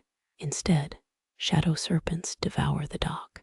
Peasants hurl rotten figs at the blackened sun, a fruitless defense against divine apathy. The harbor inspector slumps against an oil jar, hiccuping hymns. You count 14 heartbeats before the first torch ignites. Flames lick the sky, a pathetic mimicry of stolen daylight. Someone's goat starts bleeding in iambic pentameter. Or maybe you're just sleep-deprived. Fact time. Cleopatra halted all dye inspections for 3 days during the 51 BCE eclipse. Workers starved. Ships moldered. But not one bolt was risked under corrupted skies. Your sandal squelches in spilled garum, the brine's tang mixing with panic sweat. A child hurls a terracotta shard at your shins. You let them. The dye master emerges, face smeared with ash and defiance. He barks orders in demotic Egyptian, tossing reed pens like javelins. Slaves scramble to bury ochre pots in wet sand. You help capsize a vat of indigo sludge, its surface reflecting the void above. Someone whispers that eclipses turn dyes poisonous. Someone else urinates on their hands for protection. You abstain. Quirk alert. Eclipse days required scrubbing tools with donkey-urine. Not horse, not camel, donkey. A stela in Alexandria mentions a dyer fined 6 Deben for using inferior piss. You gag as a sweating apprentice hands you the approved scrub brush. It reeks of barnyard regret. The sky vomits light too abruptly. Birds resume mid-caw. Waves forget they were supposed to stay still. Your pupils scream. Blinking, you spot the Libyans already unloading dyed linen, opportunistic bastards. Their midnight azure looks suspiciously like watered-down woad. But the inspector's too busy retching behind a date palm to care. Historians still argue whether dye masters tracked eclipses via Babylonian star charts, or just licked goats' livers for omens. You lean against a sun-warmed amphora, watching slaves unearth the ochre. One pot cracked, the master sighs, pockets a silver ring, and declares the batch moon-touched. You note the missing inventory, a skill sharper than any sundial. They restart the fold count at double speed. Your blisters weep onto Egyptian cotton. Somewhere, a philosopher claims eclipses prove gods exist. Another argues they're just celestial crocodiles feeding.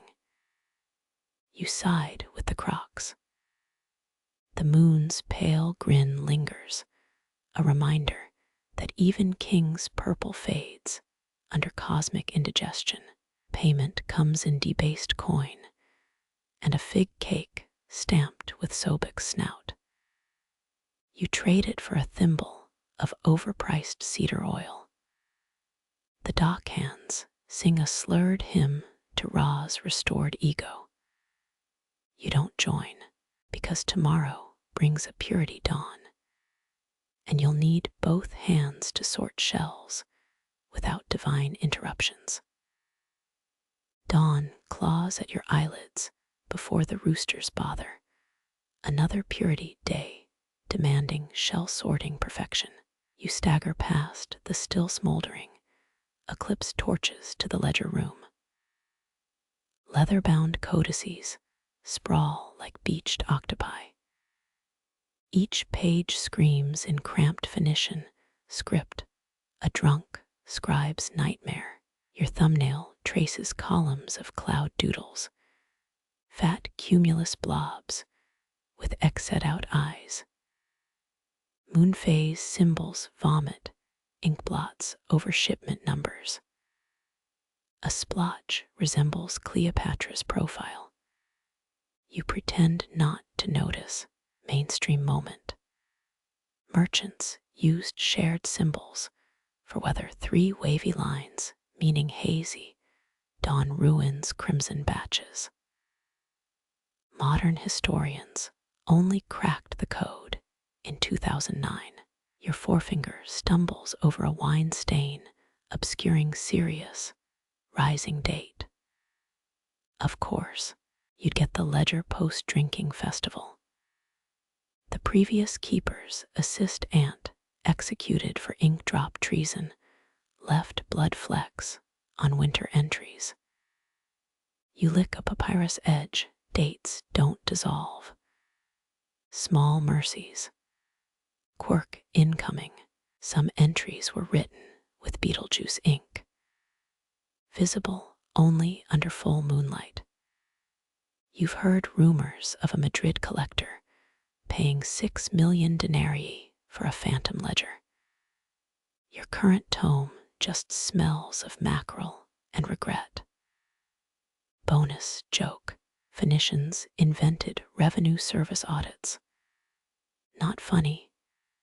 Tell that to the guy who invented coin air ventilation systems. You squint at a smudged entry, clouds shaped like Hather's breasts. Code for unsellable due to morning fog. Clever, annoying the cargo.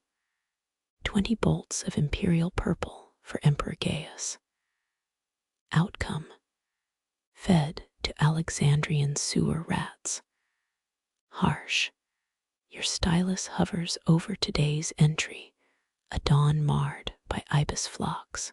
Their flapping blocked crucial sunlight. 10 batches downgraded to morning mauve. Servant grade. Profit margin: -5 camels. Historians still argue whether cloud patterns denoted actual meteorological data or poetic bullshit. You flatten a curled corner, revealing 7 dots in Ursa Major formation. Code for shipment sank. Blame Poseidon. Someone added a tiny dick drawing next to Neptune. Classic. The inks faded to sepsis green. You hesitate, update the entry, or preserve the ancient vandalism.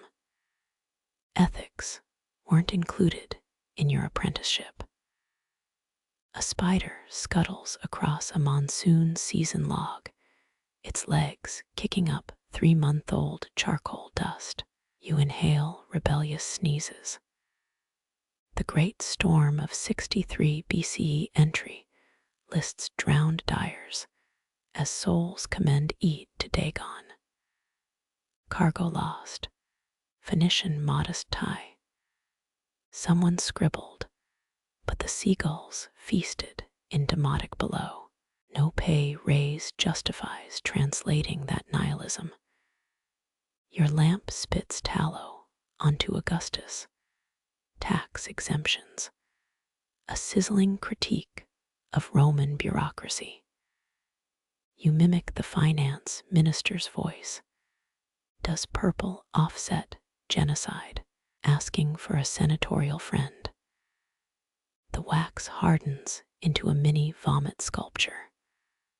Art. Through the slit window, apprentices already fight over sunrise-reflected shell piles.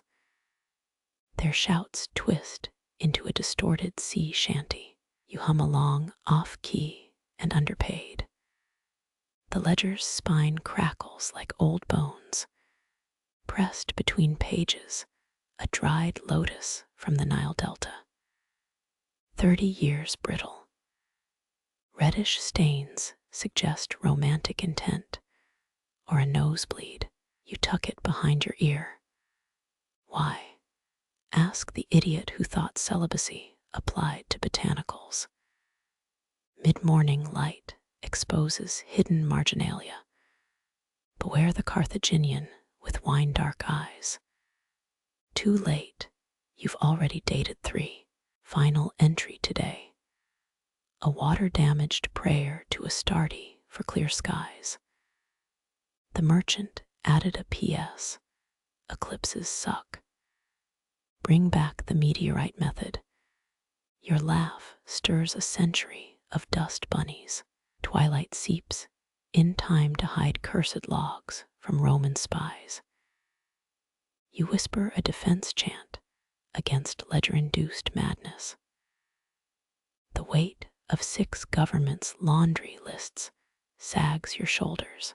Tomorrow's dawn better glow like a god's Instagram filter. The ink stains on your knuckles itch 37 days since your last proper bath. Moonlight leaks through the ledger house cracks, painting every surface mercury silver. A low hum vibrates your jaw, distant singing from the dunes. Dawn scribes again. You kick aside an amphora shard and follow the sound. They materialize like mirages, 5 silhouettes draped in rags dyed Mistress's midnight. Their leader clutches a seashell resonator. His teeth catch the starlight, snail juice yellow. Hear now the lament of faded maroon. The plucked mollusk strings wail. His sandal taps a cracked amphora rhythm. Mainstream fact incoming. Phoenician color poets held royal court positions, superior to actual dyers. Your sandal squelches on a rotten fig. The chorus chants 30 official dawn shades, from suckling lambs, tongue pink, to drowned sailors' last gasp. Each title longer than the last. One bard licks a stone tablet, tasting ancient dye residues. Ah, 5th cycle fermentation. The good batch. Your eyes roll. They've included you in the rotation. The youngest thrusts a lyre into your hands, its frame sticky with fish glue. Sing for she blinks at your stained tunic. Untrained monkeys grasp of scarlet. Laughter ripples through the group. You pluck a defensive note. It sounds like a dying gull. Quirky tidbit alert. One scribe's scroll lists Roman tax collector's liver as a legitimate hue. Provenance unknown. The head poet swirls his robe. You inhale rancid murex glands. Behold allegiance mauve, said to vanish when lying rulers approach. His pinky gestures at your ledger, tucked underarm. Too late, you've already used that shade for centurion bribes. They pass a wineskin. The liquid inside glows faintly, bioluminescent algae from night harvesting. Your throat burns going down. The poetess beside you whispers names of discontinued colors, weeping bronze, emperor's womb, treasonous topaz. Her breath smells of fermented peaches. Historians still argue whether scribes ate hallucinogenic snails for creative purity. You cough. That wine's doing something weird. Dawn threatens in the east. The group scrambles to record last night's discoveries. Quill nibs scratch against vellum. At least 3 writers miss their tablets entirely. Someone's stylus tears through a perfect dawn azure sample cloth. Curses fly in dead dialects. You pocket a fallen scroll scrap, just the phrase lustier than Babylonian lip rouge. Poetry. Shopping list. The world may never know. Their fire dies as the first sunbeam hits. Poets scatter like roaches. Only the lyre remains balanced on a jug labeled Tire's Regret. You kick it. The resulting clang summons a very awake, very Roman patrol officer. His breastplate shines with counterfeit purple accents. You explain this unsanctioned melody tax. You point to the vanished poets. He sneers at your dye-crusted fingers. The ledger peeks from your belt. Its bloodstains pass for artistic shading. His gauntlet snatches it. Heartbeats thunder in your ears. He flips past serious rising entries, lingers on a sketch of Neptune's tiny phallus, erupts in laughter. These barbarians had style. The ledger slaps your chest. Carry on, whatever this is.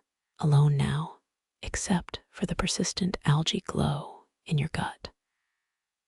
Dawn proper unveils today's testing stones. You squint at the first fabric strip. Is that merchant's ambition or gutter indigo? The answer determines if you eat tonight. A shred of poet's vellum flutters from your sleeve.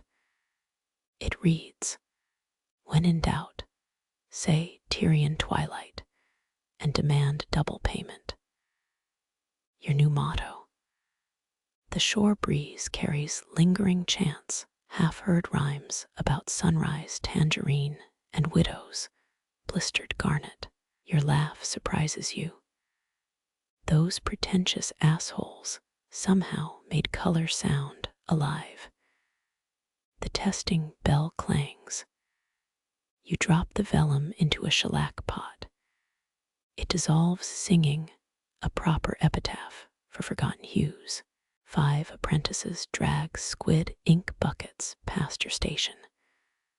Their arms already show dyer's rash. You toss them the lyre. Their confusion fuels you. Learn the ballads, you growl. Before machines steal those too, they scramble like startled crabs. Clever kids. One pauses to pocket the rotten fig you stepped on earlier. Future poet material.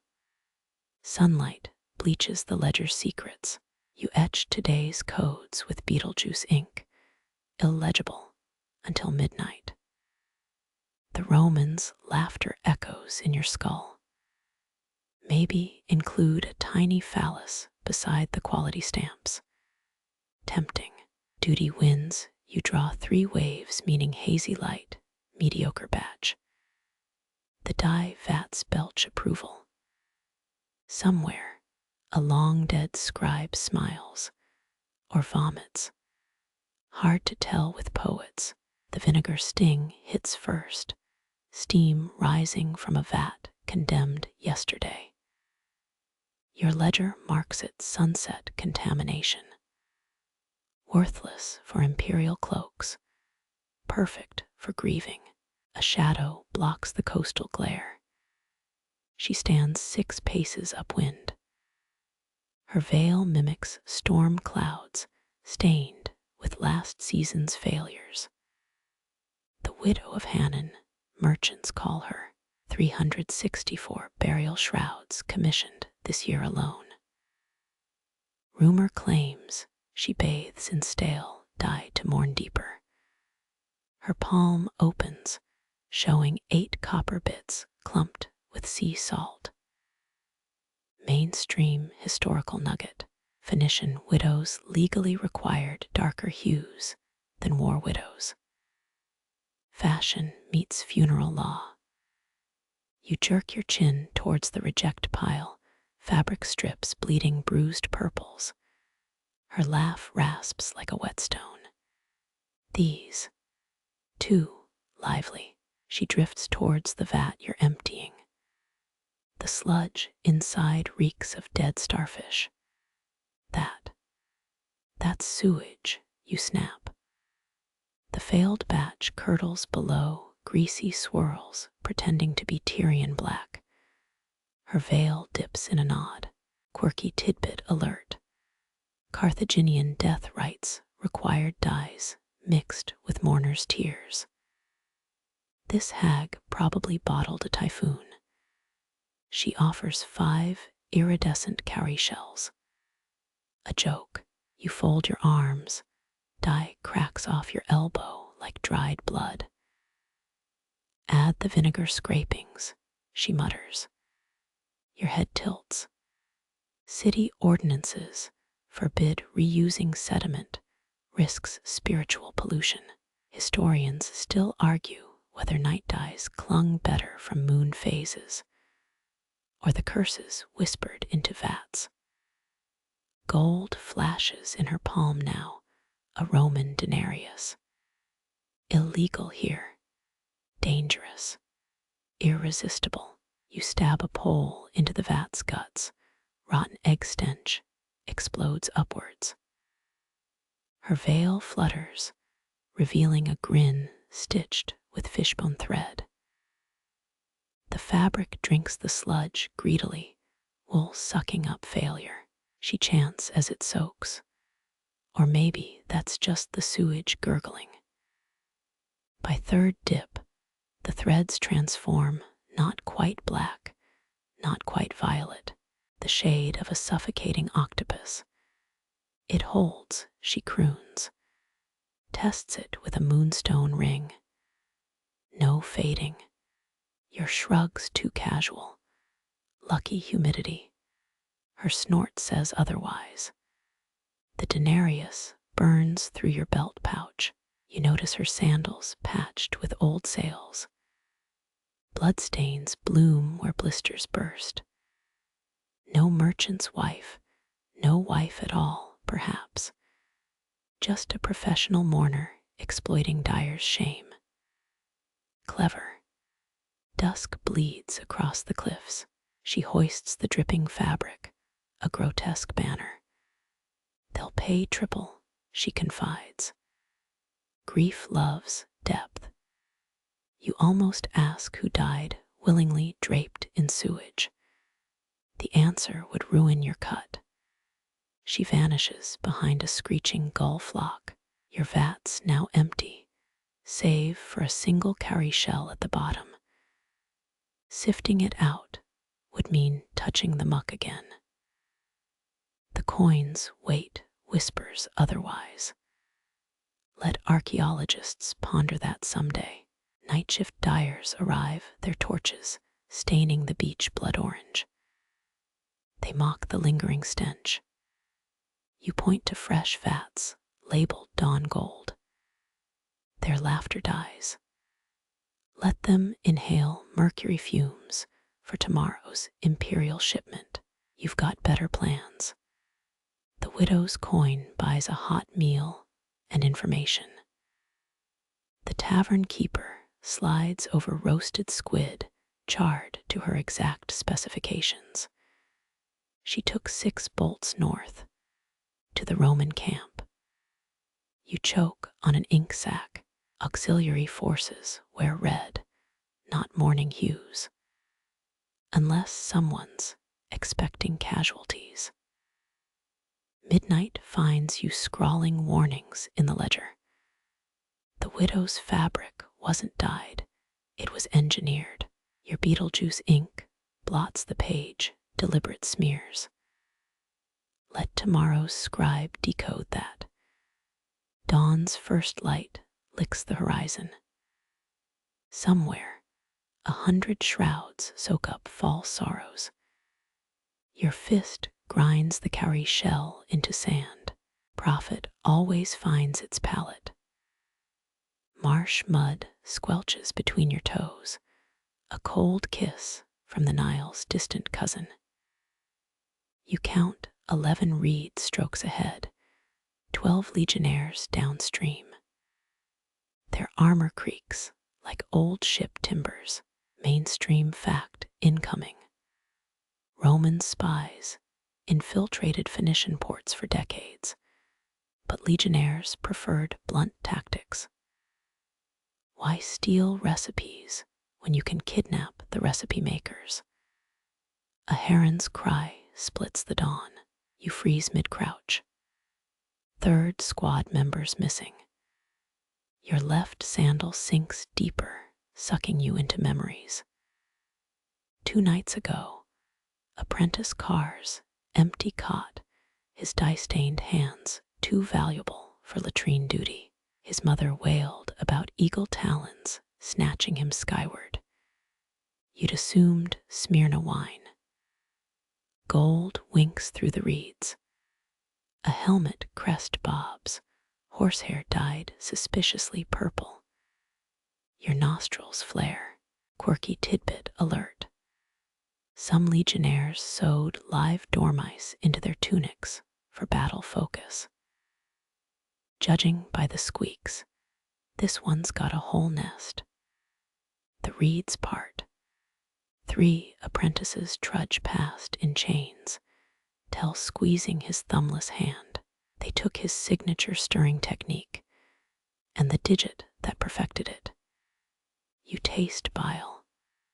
Tell once brewed a violet that outshone your dawn gold. Competence is a curse. Again, the boiling ratios. Barks a centurion, his Latin grates like millstones. Tell remains silent. Smart kid. You taught him denial has limits, but pain doesn't. Historians still argue whether captured dyers invented fake formulas or encoded truths in nonsense rhymes. A frog plops near your knee, ripples threatening exposure. Your fingers brush the reed knife. Useless against iron, but the widow's coin sits heavy in your pouch. That denarius bought more than squid. Tavern gossips whisper about Roman paymasters and their weakness for Phoenician walnuts. The centurion unsheathes a dagger blade darkened with juniper sap. Torturer's trick to mask bloodstains. Tell's jaw firms. You recognize that look. He'll die rather than spill ratios and take 3 generations of craft to the underworld. Cicadas scream. Your calves cramp. The missing soldier emerges, dragging a net full of murex snails. Amateur. Only crafter families knew the lunar tide trick for prime specimens.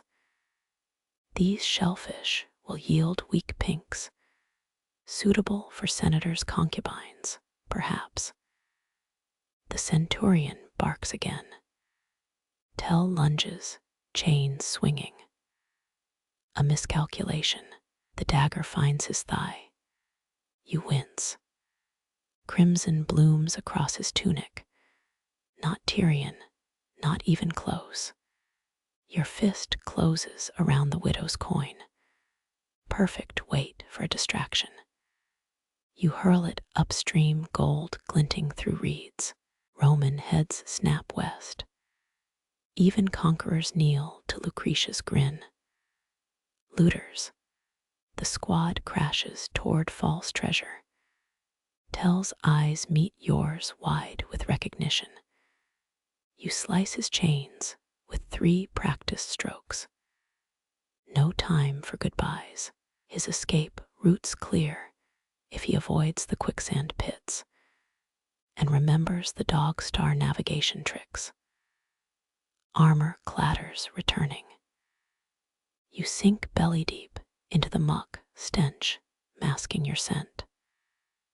A centurion's boot grazes your submerged shoulder.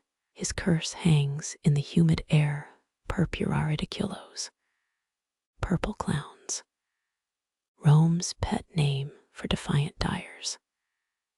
Dragonflies dart as the squad retreats.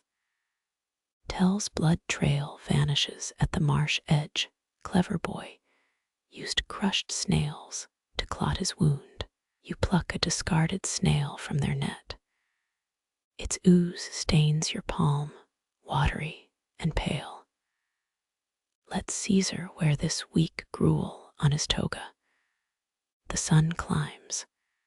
Your knees tremble, rising from the muck. Across the lagoon, smoke plumes mark the dye pits. Emergency burns, apprentices destroying recipe tablets. Too late for some secrets. You spit marsh water and the bitter truth. Rome won't stop at kidnapping. Next time, they'll torch the ports. The widow's coin bought one rescue. The next will cost your workshop's location. A turn's shadow traces your path inland. Clever bird. It knows where you're headed, to the cliffside vaults where fire can't reach.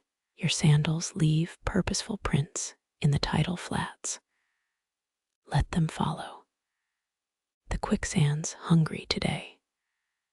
The cliff vault's bronze door groans, its hinges packed with salt to discourage snooping. You trace the oil jar's silhouette on the 3rd shelf, slightly lopsided from last month's earthquake.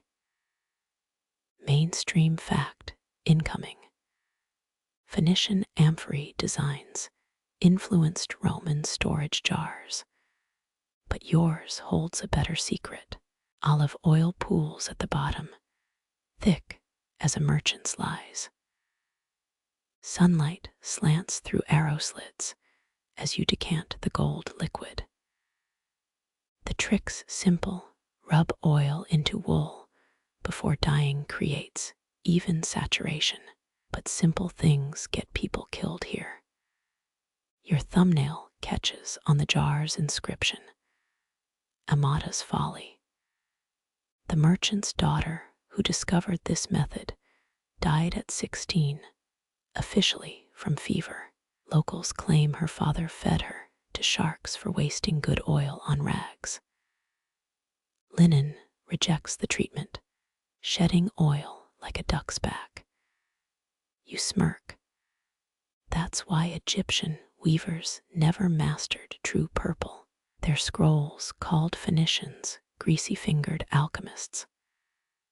Quirky tidbit alert.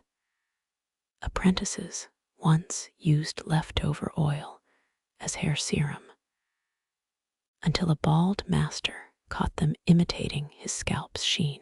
The wool unfurls, your palms working warmth into thirsty fibers. Memories rise like dye bubbles, 9 years old, watching Amata sneak into the vat room. She'd stolen a flask from her dowry stash, dribbled oil across scrap cloth. Dawn revealed her mistake turned miracle, a purple deeper than squid ink. Stupid girl, the masters hissed, while copying her method wholesale. You dip the treated wool into a simmering vat. The dye seeps evenly for once. No blotchy patches, no leper's blush. Historians still argue whether Amata acted alone or collaborated with Greek perfumers. That flask in your hand suggests she had help and enemies. Outside, gulls shriek warnings. Roman sails dot the horizon, too many for a trade delegation. Your oil-slick fingers fumble the latch. No matter. Let them storm the cliffs. They'll find vats of deliberately curdled dye and floors rigged with mollusk glue traps. The real treasures in your grip, oiled wool drying to a violet that hums. You slice a sample square. Dawn light kisses its surface, revealing undertones even spectrometers miss. Amata's ghost whispers in the brine-scented draft. They'll pay for your secrets in blood or gold. Footsteps echo in the lower tunnels, sandal nails grating stone. Too early for the night watch. You douse the lamp, leaving the oil jar conspicuously empty. A decoy. The real reserves buried beneath the dock privies, where even Romans wouldn't dig. Smoke drifts from the village below. They're burning the dye masters' homes. Your bare feet find the emergency rope ladder, weathered fibers biting your palms. Halfway down the cliff, wind snatches your hood. No turning back. The oiled wool sample stays dry in its wax pouch, ready to blind kings. Salt spray stings your eyes. The cove's hidden skiff bobs where you left it, mostly. Oarlocks crusted with barnacles. You smear leftover olive oil on the wood. It'll buy you 10 more strokes before the sea claims the boat. Amata's laughter rides the waves. She knew this trick too. Dawn bleeds across the water as you paddle. Behind, shouts erupt from the vault. Let them find the empty jar. Let them choke on their disappointment. The wool sample warms against your chest, its perfect hue a silent rebellion. You'll sell it in Carthage, or maybe Alexandria, anywhere they still value the things sunlight reveals. Your boat scrapes sand, a foreign shore reeking of burnt myrrh. Grit stings before you see it, the horizon swallowed by a simmering orange wall. Phoenician caravans once diverted entire trade routes to avoid these tempests. Mainstream fact. Records show Tyre cancelled 3 royal shipments during the 6th century, year of dust. Dyers scramble upslope, silk bundles clutched like infants. Too late, the storm's leading edge licks your ankles, peppering legs with powdered earth. You taste the air charred cinnamon mixed with panic. Sand eats purple. A woman screams, hurling goat hides over dye racks. The oldest trick, weighing fabrics with urine-soaked leather. Quirky tidbit. Some masters swore stale camel piss worked best, though apprentices labeled those jars boss breakfast. You shove through the chaos, wind flaying your cloak's old wool. Amada's sample stays safe, but the workshop's outdoor vats gulp sand. A dyer plunges arms into murky dye, scooping out a slurry of mucus and grit. His cough blooms violet in the haze. Seal the cisterns. Someone bellows, too poetic. The storm's rhythm defies commands. It pounds like a drunken god's heartbeat. You grab a child's wrist, yank her from tumbling dye barrels. Her braids spark with static, tiny lightning snaps. Clay tablets skitter past, weather logs from 80 years back. Useless now. The workshop's founder chiseled 3 days. Dust equals 1 ruined batch. But this storm's bred in Hades. Historians still argue whether Phoenicians saw sandstorms as Ra's anger or Ishtar's menstrual blood. You've got closer concerns. A craftsman hacks at sand-caked cloth, blades sparking against quartz. Like cutting diamond paste, he snarls. Your stolen wool sample survives, snug in its wax pouch. The real prize, a half-buried cart of murex shells, abandoned by panicked harvesters. You stuff them into your shirt. Each spine draws blood, a fair trade for fortune.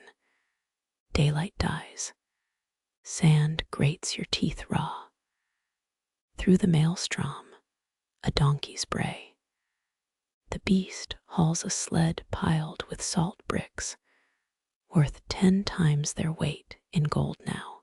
You consider theft, then spot the owner's branded cheek Roman deserter. Better allies exist. A child offers a sip from a sheep's bladder. You gag a fermented almond milk cut with grit. Dawn test, she rasps, pointing at the eastern darkness. Hope clings like a barnacle. If the storm breaks by morning, the wool must dry untouched. You slash palm, smear blood on a vault doors, offering slot. Gods prefer irony. Inside, silence spins thicker than the storm. Clay urns of dye line the walls, still sealed. Victory, until your foot sinks. The floor's a quicksand of pulverized brick. You flail, grasping shelves. Jars shatter, spraying indigo slime. Your ankles sink deeper. The storm howls approval.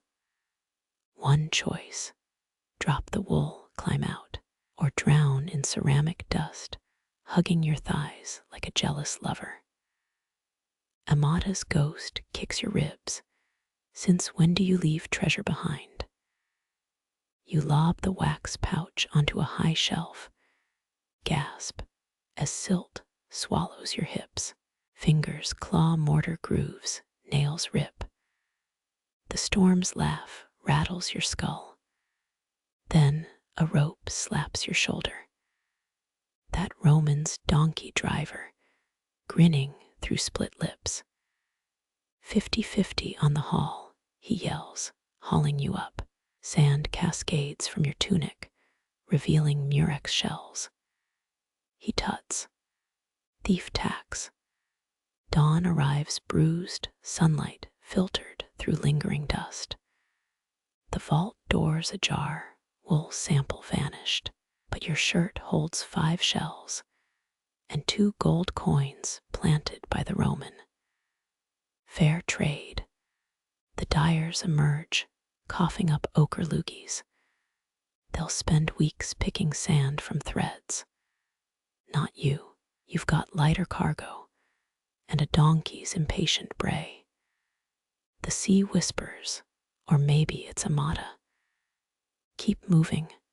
Salt crusts your eyelashes. You spit grit, taste the metallic tang of borrowed time. You stumble into a cove where waves spit mollusk shells onto wet sand, each fragment a jagged puzzle. 3-year-olds squat like crabs, sorting piles by hues unseen to adult eyes. Mainstream fact: accounts from Sidon describe dye apprenticeships beginning before speech. A girl hurls a shell fragment. It arcs toward your head. You duck. 2 blue-gray, snaps her instructor.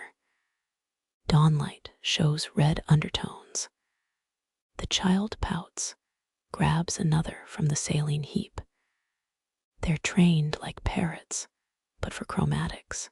Tots learn murex purples through touch and tongue before knowing letters. Quirky tidbit: some mothers blindfolded kids during drills, humming tied rhythms to sharpen their ears. You kneel beside a boy grinding whelk shells into powder. His palms bleed microcuts. He doesn't wince. Scar tissue already maps his future. The instructor smirks, tosses him a vinegar-soaked rag. Sting proves you're awake. Wind shifts, carrying the reek of rotting shellfish. A toddler wobbles past, clutching a pottery shard painted with Dagon scales. His task: match each chip to its divine color. Fail, and no fig cake at noon. Mauve isn't a mood, barks a woman stirring vats. She thrusts a dripping wool scrap at a 7-year-old. Third dawnlight, east window, describe it. The kid mumbles, Lepidoptera wing postrain. The dyer nods. Reward: 1 dried date. Historians still argue whether this merciless training crafted artisans or prepped child priests for interpreting God rays. You're leaning toward child labor. Teens haul seaweed nets behind you, their laughter smothered by the crash of waves. One pauses, squints at your travel-stained cloak. North Shore storm, he guesses, tracing salt patterns on the wool. 4 days passed, winds from Cyprus. Close enough. You pocket a rejected shell, its edges too crimson for dawn standards.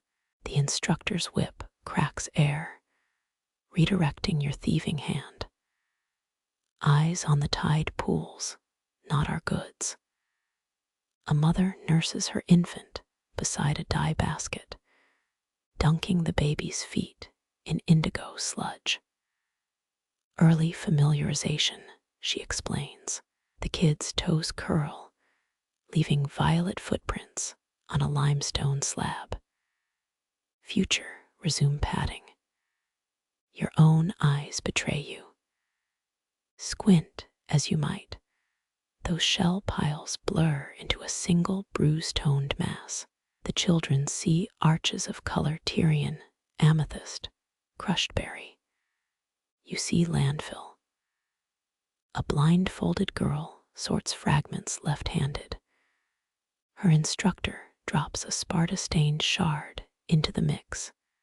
A test. The kids' fingers dance, discarding the rogue piece like it's week-old fish.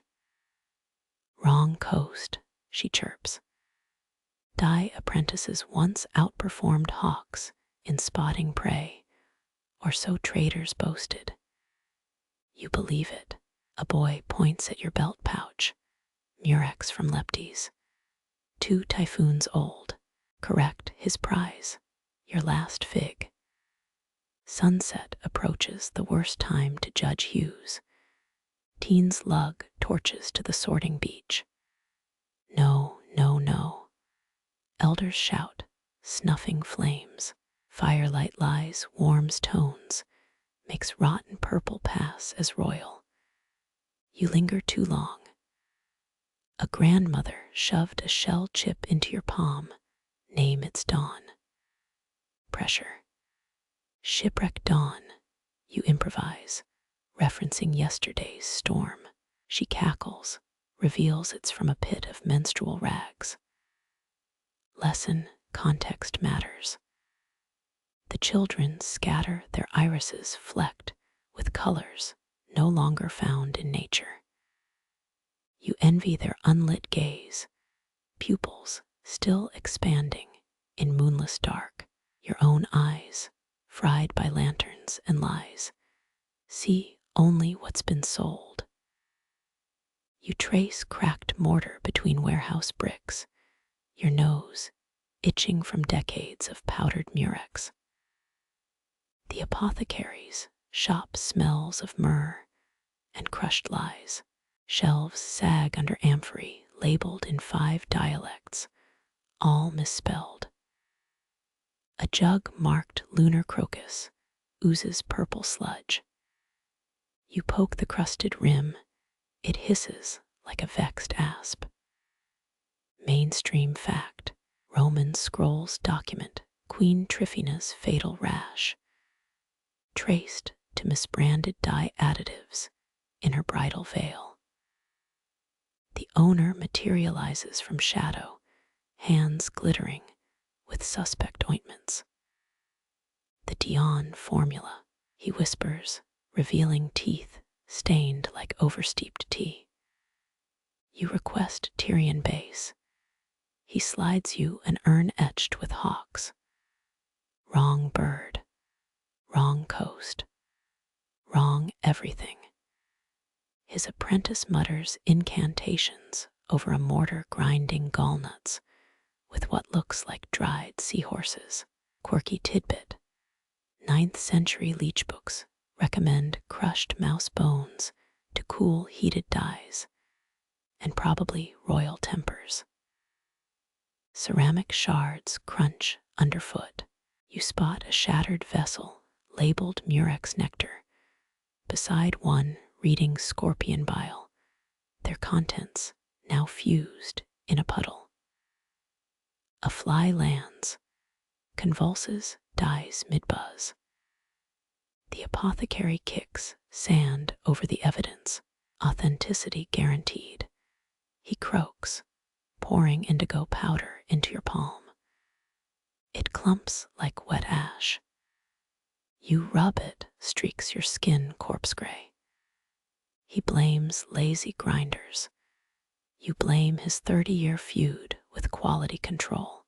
Historians still argue whether the royal dyer added nightshade accidentally or preferred a smaller succession line. The urn's residue suggests enthusiasm. You pocket a cork labeled ambergris. It reeks of fermented onions. Across the room, a merchant argues over lotus extracts. The apothecary's solution, toss in extra cumin, balances the humors, he declares, pocketing extra coin. Heat thickens the air, sweat glues your tunic to your spine. A cat licks spilled dye near the entry, its tongue blackening by the second. You nudge it toward the street with your sandal. It hisses like a tiny, spiced kettle. Dusk leaks through reed mats. The apothecary lights a lamp. Its smoke reeks of fish oil. Shadows dance over jars of virgin's tears, pond water, and dragon's blood, beet pulp. You request alum as a fixative. He hands you borax. A scream shreds the market outside. The apprentice bolts toward the noise, returns cradling a swollen hand. Scythian urn broke, he whimpers. Scythian Greek for toxic green. The apothecary shrugs, offers a poultice made of honey and spite. You uncork a promising jar. Gray powder glints with mica flecks. The owner slaps your wrist. Pharaoh's lament, 2 sniffs, and you'll cry for mommy. He swaps it with a clay pot, its seal older than your sandals. Inside, a paste the color of infected wounds. You dip a reed to write your name. The letters glow faintly, then eat through the papyrus. Strong batch, chirps the apothecary. His definition needs work. A child runs in clutching a bronze scroll case. Mother says you killed her best linens, she accuses, thrusting moldy fabric at him. He inspects it, blames inferior Egyptian threads. You spot his Phoenician violet fingerprints crusted on the hem. The shop's backroom beckons, a massacre of overturned urns. Something here caused a queen's flesh to peel during her coronation. You kneel, sift through powders that crackle like cursed parchment. The apothecary looms behind you. Careful with the tertian mix. It's frisky before moonrise. Too late, your sleeve brushes a cobalt jar. The lid pops, releasing a vapor that melts your belt buckle. You toss a silver drachma at him, flee into twilight. Behind his laugh chases you, a wet, choking sound. The coin probably dissolves before hitting his palm. Market torches warp the street into a demon's puppet show. Each shadow twists into apothecary hands, clutching mislabeled death. You duck into an alley, breathe through your sleeve. A mosaic glints underfoot. Those tiny stones depict a queen mid-scream. Her purple robes bubble like molten lead. Historians call it art. You call it a Yelp review. 3 streets later, you spot his apprentice dumping sludge into the harbor. Fish float belly up, their scales shimmering unnatural violet. The kid winks, drops the empty urn into water. It surfaces 2 seconds later, still floating, just like his master's reputation. Your fingers itch where the borax touched skin. Blisters form tiny constellations, matching the stars that failed to warn Queen Tryphena. You wonder if her dyer smirked while mixing that final batch, or prayed as the rash spread. Dawn finds you scrubbing your arms in a salt trough. The brine stings, but not half as much as knowing every apothecary in this city is 3 mistakes from a throne. Salt crystals crust your wrists as you stagger from the trough, seagulls heckling overhead. The docks stink of yesterday's catch and tomorrow's lies. A fisherman vaults over rotting nets, his grin wider than a shark's hunger. Moon's fat tonight, he hisses, knuckles glinting with squid ink tattoos. You nod at his skiff, its hull scratches tell stories of forbidden halls. Silver winks in his palm before vanishing, the oldest Phoenician bargaining chip. Mainstream fact, Tyrian purple dye cost literally its weight in silver under Nero's reign, and twice that in moral bankruptcy.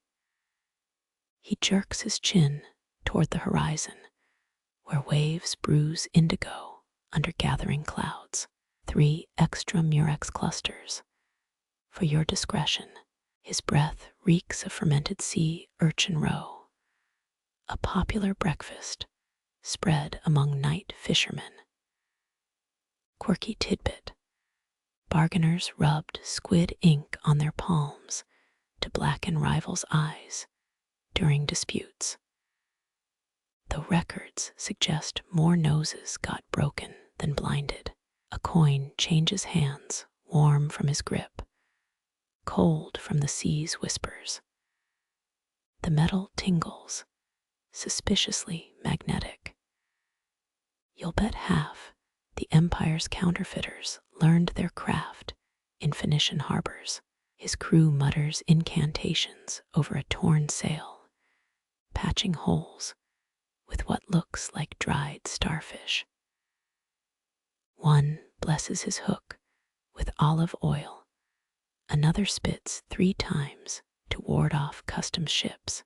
Historians still argue whether pre-dawn bribes actually secured better mollusks, or just better lies told over breakfast wine.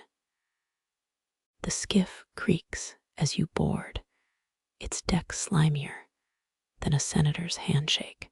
Baskets of murex glisten below deck, their shells iridescent with stolen moonlight.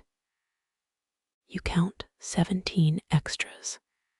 He swears it's 20. Your sandal finds a hidden cluster under a burlap shroud, its shells still dripping with someone else's territorial waters. Rough currents tonight. He smirks, knotting a rope with fingers missing 2 joints. You pocket a stray shell, its edge sharp enough to file Rome's greed. Waves slap the hull in Morse code, plotting against both your consciences. Dawn bleeds across the horizon, the fisherman tenses.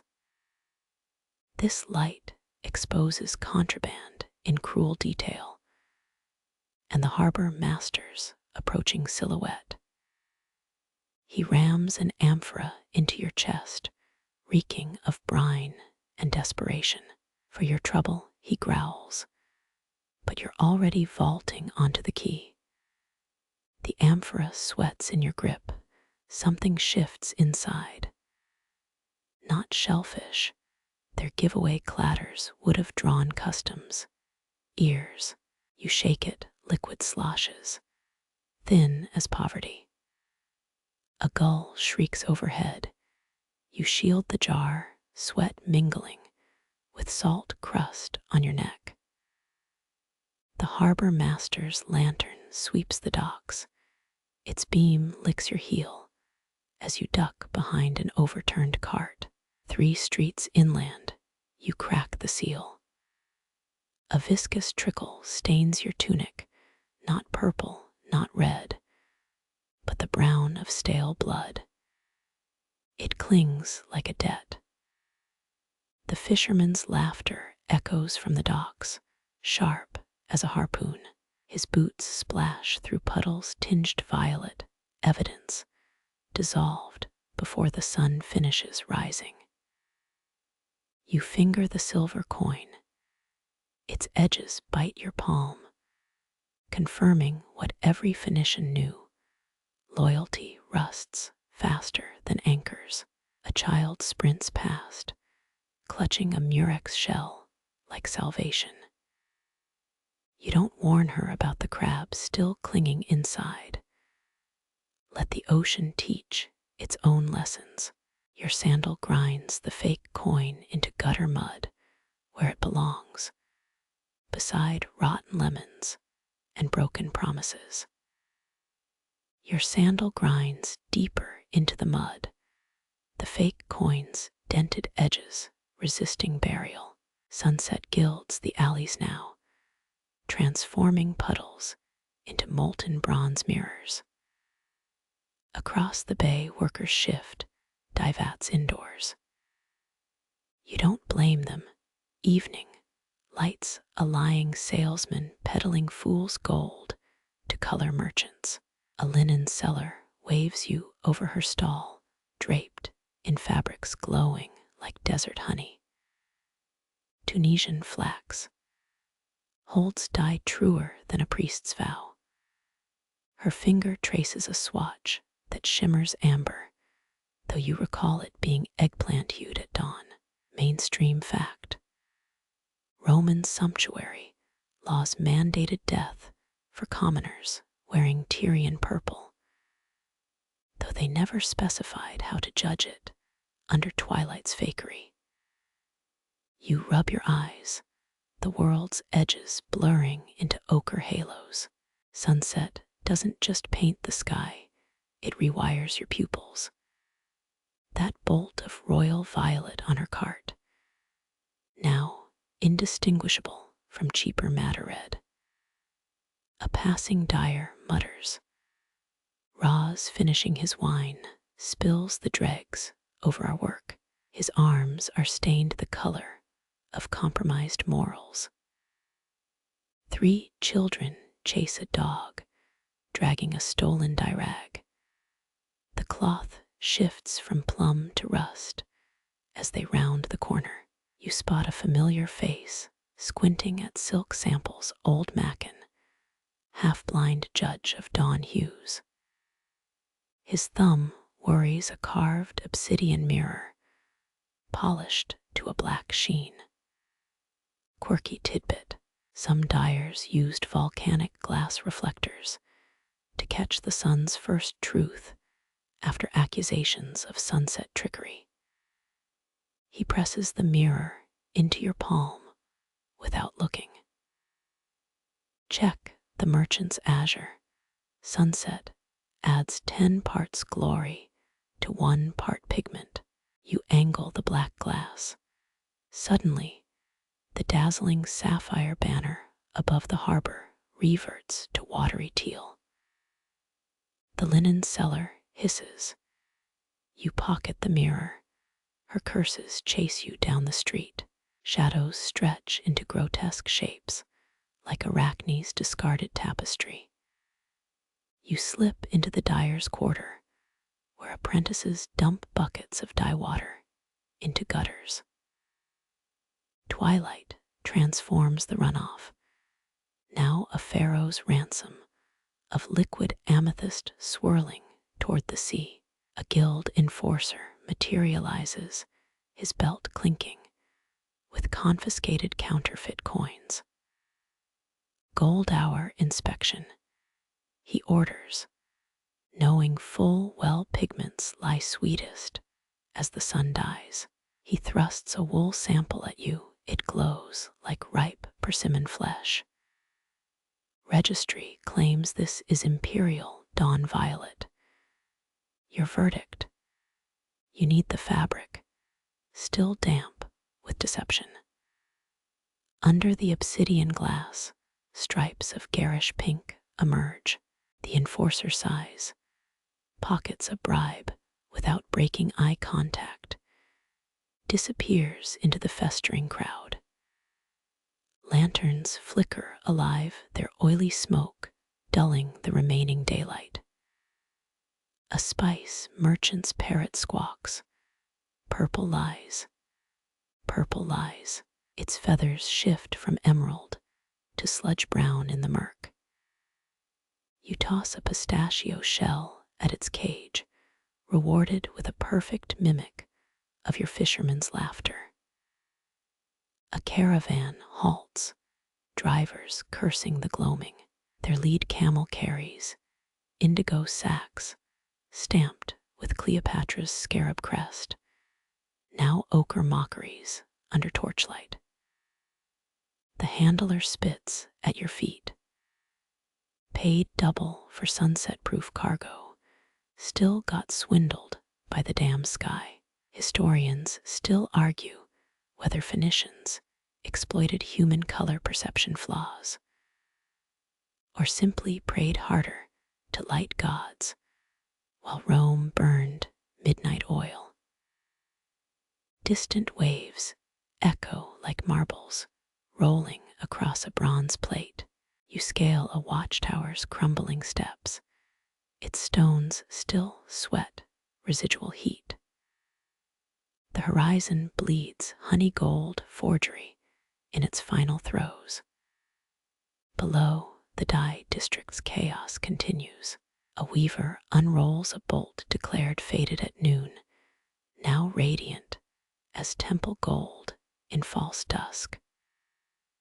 Your stolen mirror grows warm, or maybe your palms sweating. You test it against the dying light. The sun's disk fragments into 100 obsidian shards in the glass. For half a breath, you see dawn's untainted white gold piercing through.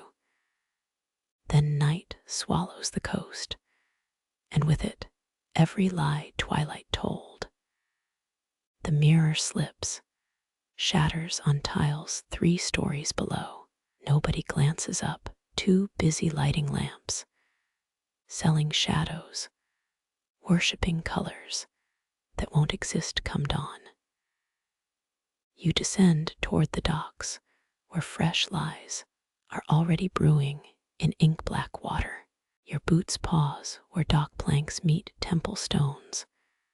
The shift from fish guts to frankincense, as abrupt as a sneeze in church.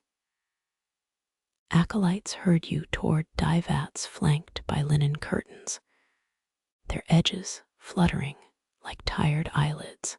Behind them, a bronze gong thrums. 6 women emerge, anklets chiming in discordant holiness. Their headdresses drip Canaanite gold too heavy for human necks. You smell pomegranate wine before seeing the jugs, sour and sweet, fighting for dominance. Mainstream fact. Temple taxes from Astartes' ritual unions funded Phoenicia's indigo imports, cheaper than fighting desert tribes for their blues. One priestess locks eyes, her coal-lined gaze peeling back your coin-counting thoughts. She smears wine across a vat's rim, the gesture halfway between blessing and graffiti. Dye listens best when drunk, she murmurs, though you suspect that's true of most Mediterranean deities. Torchlight warps their shadows into many-armed monsters on warehouse walls. A novice trips, spills libations across your sandal. The wine's warmth feels alarmingly alive, like blood from some minor god's paper cut. Apologies, she mumbles, fingers brushing your ankle. Historians still argue whether these temples traded indigo for prestige or practicality. The answer's probably written in some sailor's brothel receipts. They begin circling, anklets sinking to a rhythm that predates harps. You focus on the vats, anything to avoid their hip-swaying liturgy. Quirky tidbit. Each priestess learned to sprinkle wine using wrist flicks taught by temple dancers, techniques now lost to cargo ship karaoke. And tick-tock, a drum accelerates, Voices rise in Phoenician, throat singing, that vibrates your molars. The lead priestess plunges her entire arm into indigo sludge, emerges with a hand shimmering like twilight brews. She slaps a palm print onto your tunic, where Astartes blush west of here. See how many arrows it attracts. Laughter ripples through them, sharp as broken shells. You're fairly certain that's not in the liturgy. Behind the curtain, slaves grind indigo stones into powder. Their coughs sound wetter than the mortar's grind. The drum halts. Silence hangs like a dyer waiting for sunrise verdicts. A priestess snaps, her thumb and forefinger echoing off amphory. Dawn comes. The lie-detecting sun. You'll need a donkey brays outside the spell shatters. They're just women again, adjusting breastbands and complaining about wine stains. One offers you a fig from her belt pouch. For the road gonna need energy to explain that handprint to border guards. You exit into air that smells of burnt myrrh and mullet guts. The harbor's first fishing boats creak toward dawn's jury, their nets ready to trawl for truth. Somewhere behind you, a priestess sings off-key. The ocean inhales, and you swear it laughs. The harbor's laughter follows you inland, past salt-crusted nets and baskets of thrashing eels. Your sandals kick up dust that clings to the wine stain on your tunica Astartes handprint, now a Rorschach test for flies. Ahead, a cart piled with moldy dye jars clatters toward cliffs where gulls circle like unpaid critics. You recognize the driver by his limp yakin, who buys spoiled batches for coppers. His donkey's hips jut like spoons in broth. Ride or walk. He croaks, offering a hand speckled with old burns. The cart reeks of vinegar and hopelessness, a scent the Phoenicians never added to their perfumes. Cliffs give way to ravines where sunlight hesitates. Leper colonies cluster here, their rooftops sagging under moss and bird nests. Mainstream fact. Roman accounts describe Tyrian purple rags masking skin lesions, though Pliny the Elder called it a gaudy band-aid for the damned. Yakin breaks beside a charcoal pit, billowing throat-clenching smoke. Figures emerge, hoods drawn tight despite the heat. Their hands extend first to palms, upturned like beggars' bowls. Your fingers brush a bolt of cloth that's closer to gray than purple. Fading hides the weeping sores.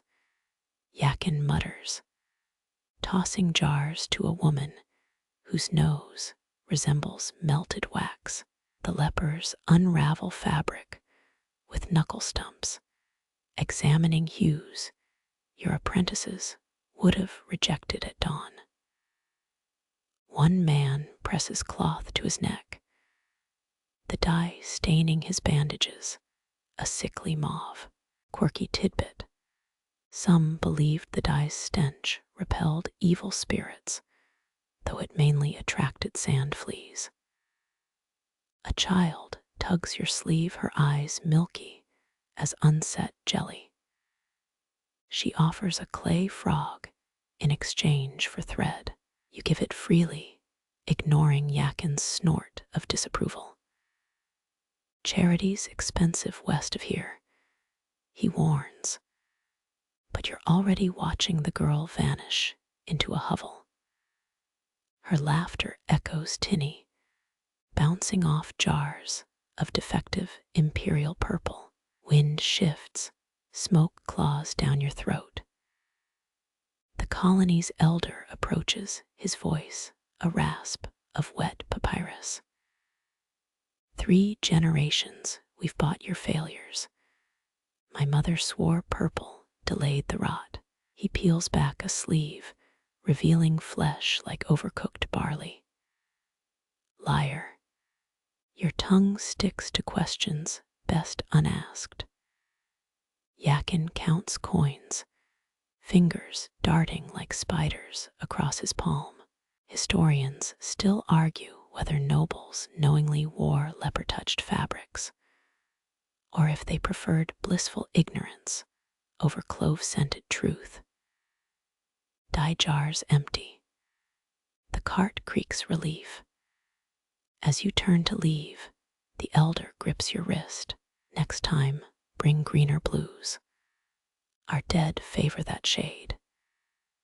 His nails leave half-moons in your skin, temporary stains. No dawn light will judge. You descend toward the sea, Yakin humming a dirge about bankrupt Murex farmers. Guilt sits in your gut like undigested squid. That child's frog pokes from your belt, its grin chipped but persistent. Somewhere above gulls debate whether to dive for your guilt or the donkey's lice. The road widens, trade your only alibi. Salt air scrubs the colony's stench from your lungs. You'll report the transaction as charitable redistribution and drink, until the handprint on your tunic stops, resembling a judge's sentencing scroll. Shadows stretch your own elongated and wavering. Behind, smoke plumes signal another batch of rags meeting fire. Purple turns black in the blaze, same as any other color. Moonrise finds you ankle deep in chill surf, toes curling against shells that crackle like disapproving tongues. Priests wade nearby, their linen robes, translucent, under THE Chinese letter, S gaze. One holds a copper tube to the sky, its engravings depicting dogs chasing goats across the firmament. Sirius stings the horizon soon, mutters a junior acolyte. His shaking hands spill wine meant for star charts. You're here for the celestial starting gun. The dog stars first blink above dawn's doorstep. Mainstream fact. Ancient texts from Ugarit confirm Sirius signaled Phoenicia's Murex harvests, though only priests could declare the exact night. The rest of you just develop neck cramps. 3 fishermen slump nearby, betting dried octopus on whether the star will rise left or right of the lighthouse ruins. Their dice clatter, carved from Murex shells that failed quality checks. 2 years back, old Menelik swore he saw Sirius early, croaks the eldest. Priests had his tongue split for reckless astronomy. A priest elbows you, offering a clay cup of something that reeks of fermented honey and myrrh. For sharp eyes, he insists. You fake a sip, letting liquid trickle into the sand. Quirky tidbit. Temple records mention star wine containing trace mercury, believed to help commune with constellations. Modern chemists found it just caused twitching. The skies, a coal scrape of possibilities.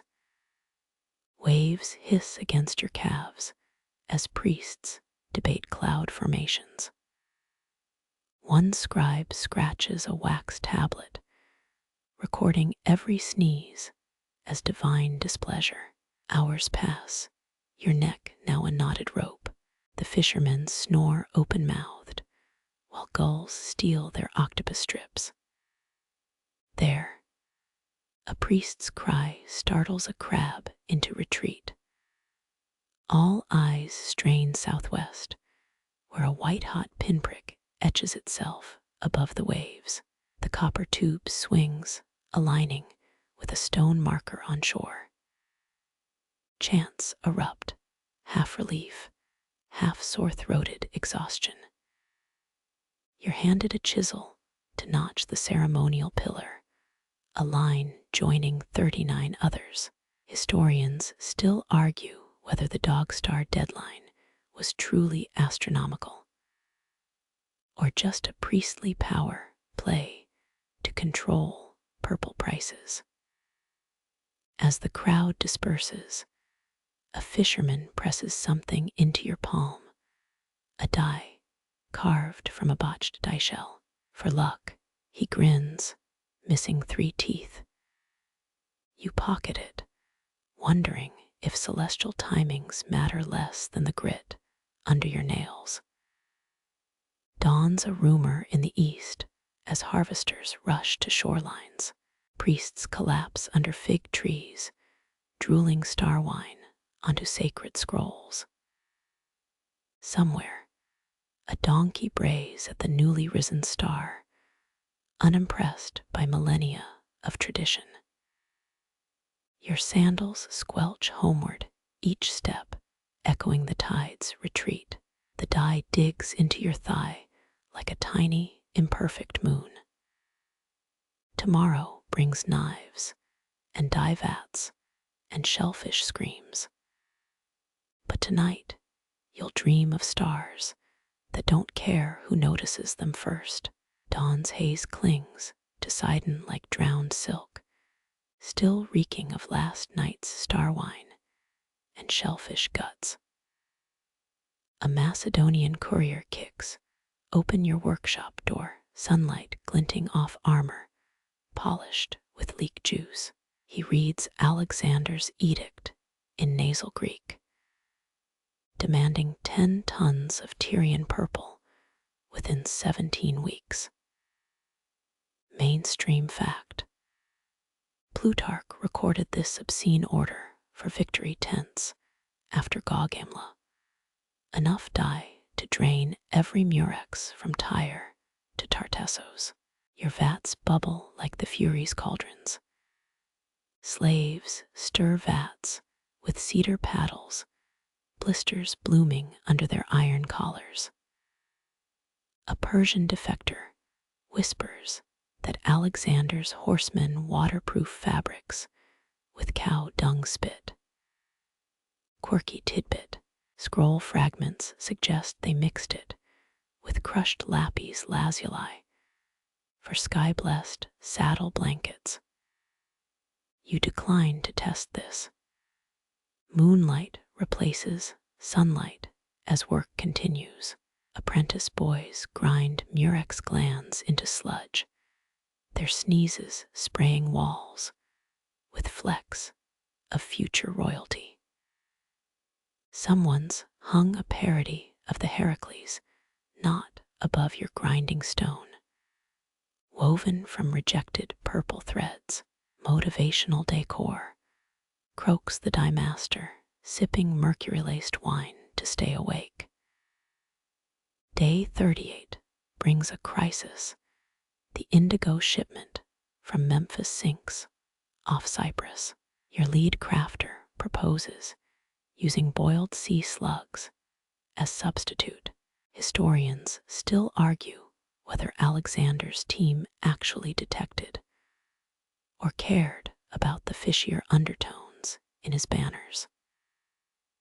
Macedonian inspectors arrive at wolf-light testing batches by rubbing fabric on sweaty stallions. One officer pockets a dye sample later, found staining his mistress's silk pillow in Pella. You bite through your lip, tasting salt and metal, unsure if it's blood or evaporated vat scum.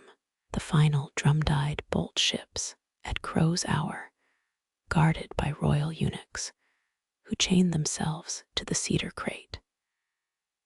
Your knees buckle against a cooling vat, fingers stained beyond any noble's ransom. Through half-shut eyes, Persian derricks swirl in imaginary piles, each coin's edge sharp enough to slice Macedonian throats. Sleep drags you under before your forehead hits the clay floor. Somewhere beyond dreams, a donkey brays at stars it'll never be paid to notice. Lab hum replaces crow's hour silence. Cool white LEDs bleaching ancient vat stains from your sleeves. A spectrometer whirs, its laser dissecting Phoenician wool scraps into RGB values. Mainstream fact: a 2018 Oxford study proved pre-dawn light reveals dye undertones modern sensors miss by 9 parts per million. You disable the machine just to spite its crisp readouts. Your Nikes crunch across gravel where donkey caravans once sank axle deep. Sunrise licks Mount Safon's eastern slope, same angle Phoenician, apprentices memorized through bloodshot eyes. Some grad student bolted a sacred site plaque between vat holes, now half concealed by a discarded Monster energy can. The coastal wind hasn't changed, still reeking of salt and laziness. A tour group stumbles past clutching tainted purple scarves from the gift shop. Authentic Tyrian formula claims the tag, though the ingredients list includes Kool-Aid packets. Quirky tidbit: Roman van drivers supposedly hung lavender sachets like Phoenicians, ancient air fresheners against diesel fumes. You pocket one fallen bud, already rotting under merciless UV. Lab interns mock your dawn rituals, grandpa science beneath their crisper casual tongues. But at 5:19 a.m., you're alone with 7 linen swatches and a light meter older than their parents' marriage. The top sample glows richer in natural light. Same batch their mass spectrometer called passable. Its hue matches a mosaic fish scale from Pompeii, accidentally preserved by Vesuvius' lunchtime tantrum. Your coffee steams crudely where merchants once sipped mercury-laced alertness tonics. 3,000 years of progress tastes like burnt Seattle beans. A seagull eyes your muffin, descendant of birds that stole Phoenician catch. Historians still argue whether Tyrian blue's prestige stemmed from skill or just the Mediterranean gulshit shortage of 1200 BCE. The spectrometer reboot chimes, its screen now blaring error messages. You mute it with a Phoenician curse, transliterated through 3 dead languages. Your professor's email blinks accusingly, publish or perish department. Meanwhile, gold cracks the horizon, same photons that once crowned Caesar's toga edge. Passing fishermen laugh at your light meter rigged to driftwood. Their nets hold plastic shreds and a single glowering murex. Last heir to empire. You dip test fabric in tidal brine, chasing a crimson that outlived Babylon and Alexander. Lab reports won't note how dawn's 4th minute softened the hue, but your squinting eyes do. By 9 a.m., tourists will swarm with selfie sticks and oxidized silver rings. For now, just gulls, failing tech, and 2,000 dawns pressed into your retinas like Phoenician ledger marks. The sun clears Lebanon's ridges, same merciless stare that bankrupted kings. You raise a linen scrap and finally see what they saw. The spectrometer's hum fades, replaced by dawn's breath slipping through cracked lab windows. You trace olden dye stains on your hands, each smudge a ghost of mollusk shells crushed 3,000 years before. Cool light licks the linen swatches, their truest purple revealed only when machines sleep. Gulls cry where merchants once haggled, their wings brushing the same air that carried Tyrian curses and hymn songs. You kneel beside a wire-rigged light meter, its needle trembling toward hues no algorithm names. The discarded monster can glints, a makeshift mirror reflecting clouds, stained peach and hyacinth. Fishing boats speckle the horizon, echoes of vessels that ferried dye vats to Alexandria and Rome. Salt crusts your lips, a taste older than mercury tonics or burnt coffee. Your muffin lies half-eaten, surrendered to descendants of thieving seabirds. The sacred site, plaque tilts underfoot, its epoxy adhesive melting like forgotten wax seals. Interns will arrive soon, smirking at your notebook scrawl beside their holographic datasets. Let them. At 5:19 a.m., you've already decoded what dawn etched into linen. A red so deep it swallows photons whole. Pompeii's fish-scale mosaic blazes in memory, its brilliance accidental, immortalized by ash and indifference.